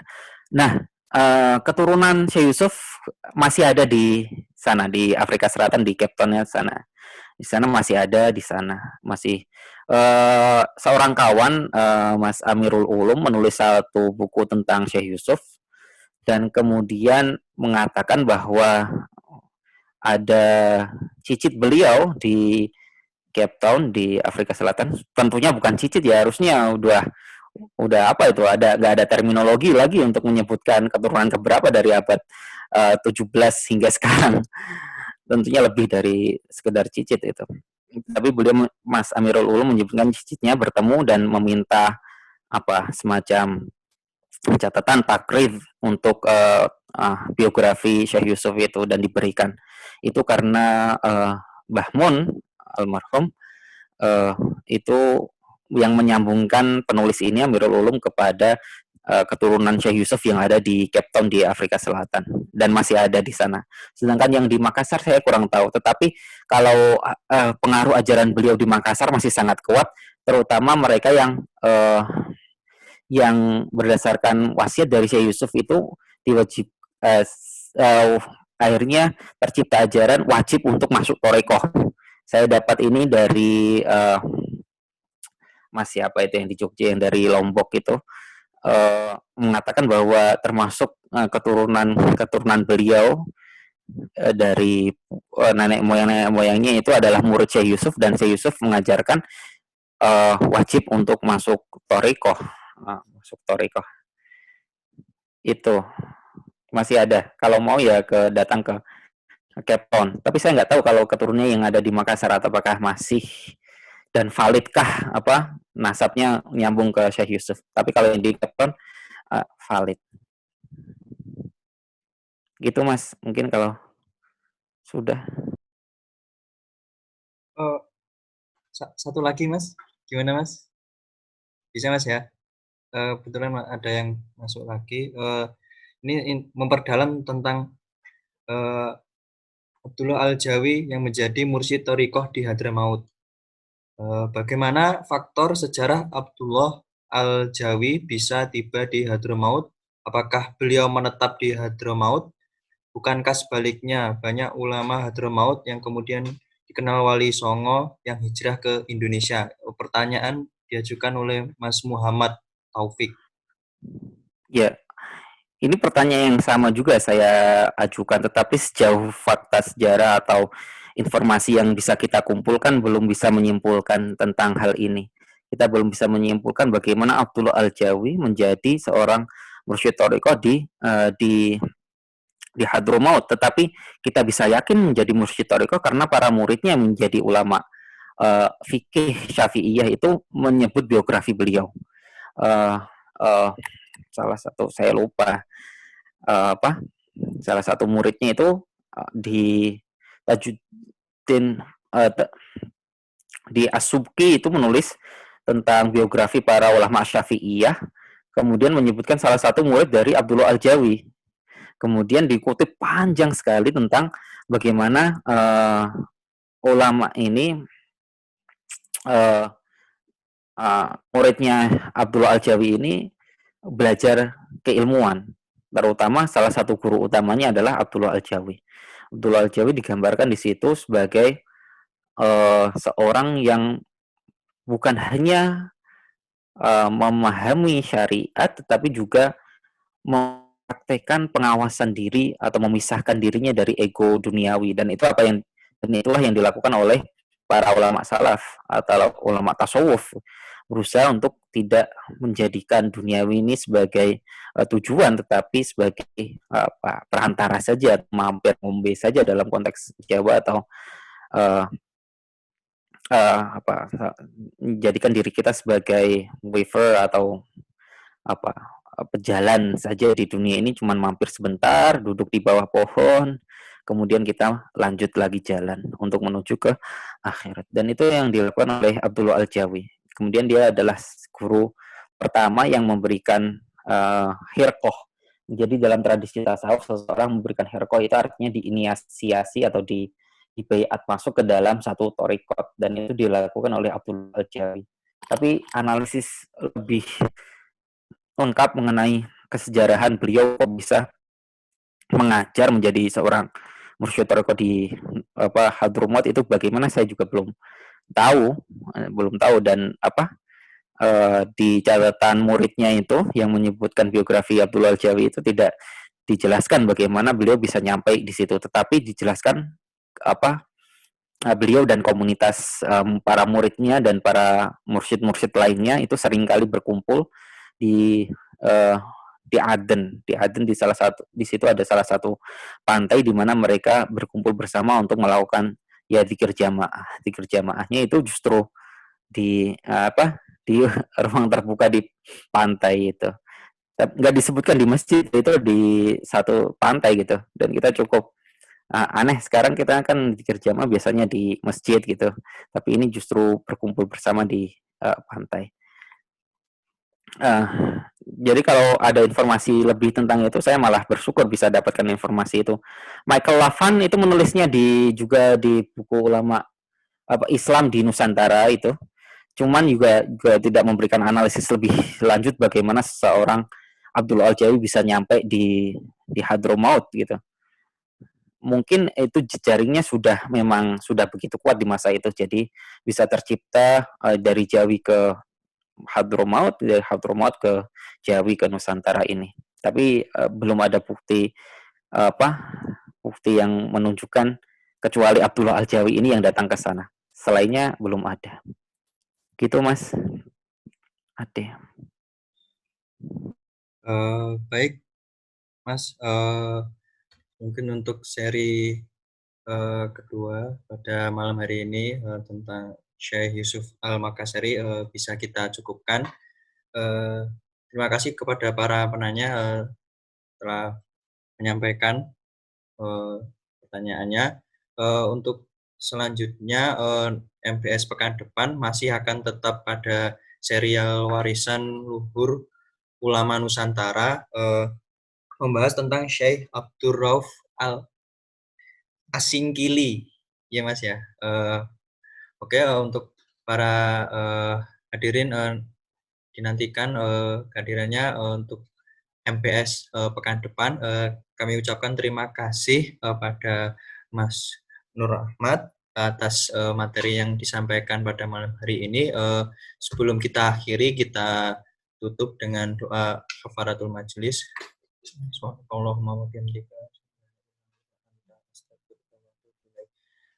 Terima kasih. Mohon maaf apabila ada salah kata. Wassalamualaikum warahmatullahi wabarakatuh. Waalaikumsalam warahmatullahi wabarakatuh. Terima kasih Mas Ade. Sama-sama Mas. Ya, saya pamit ya. Ya.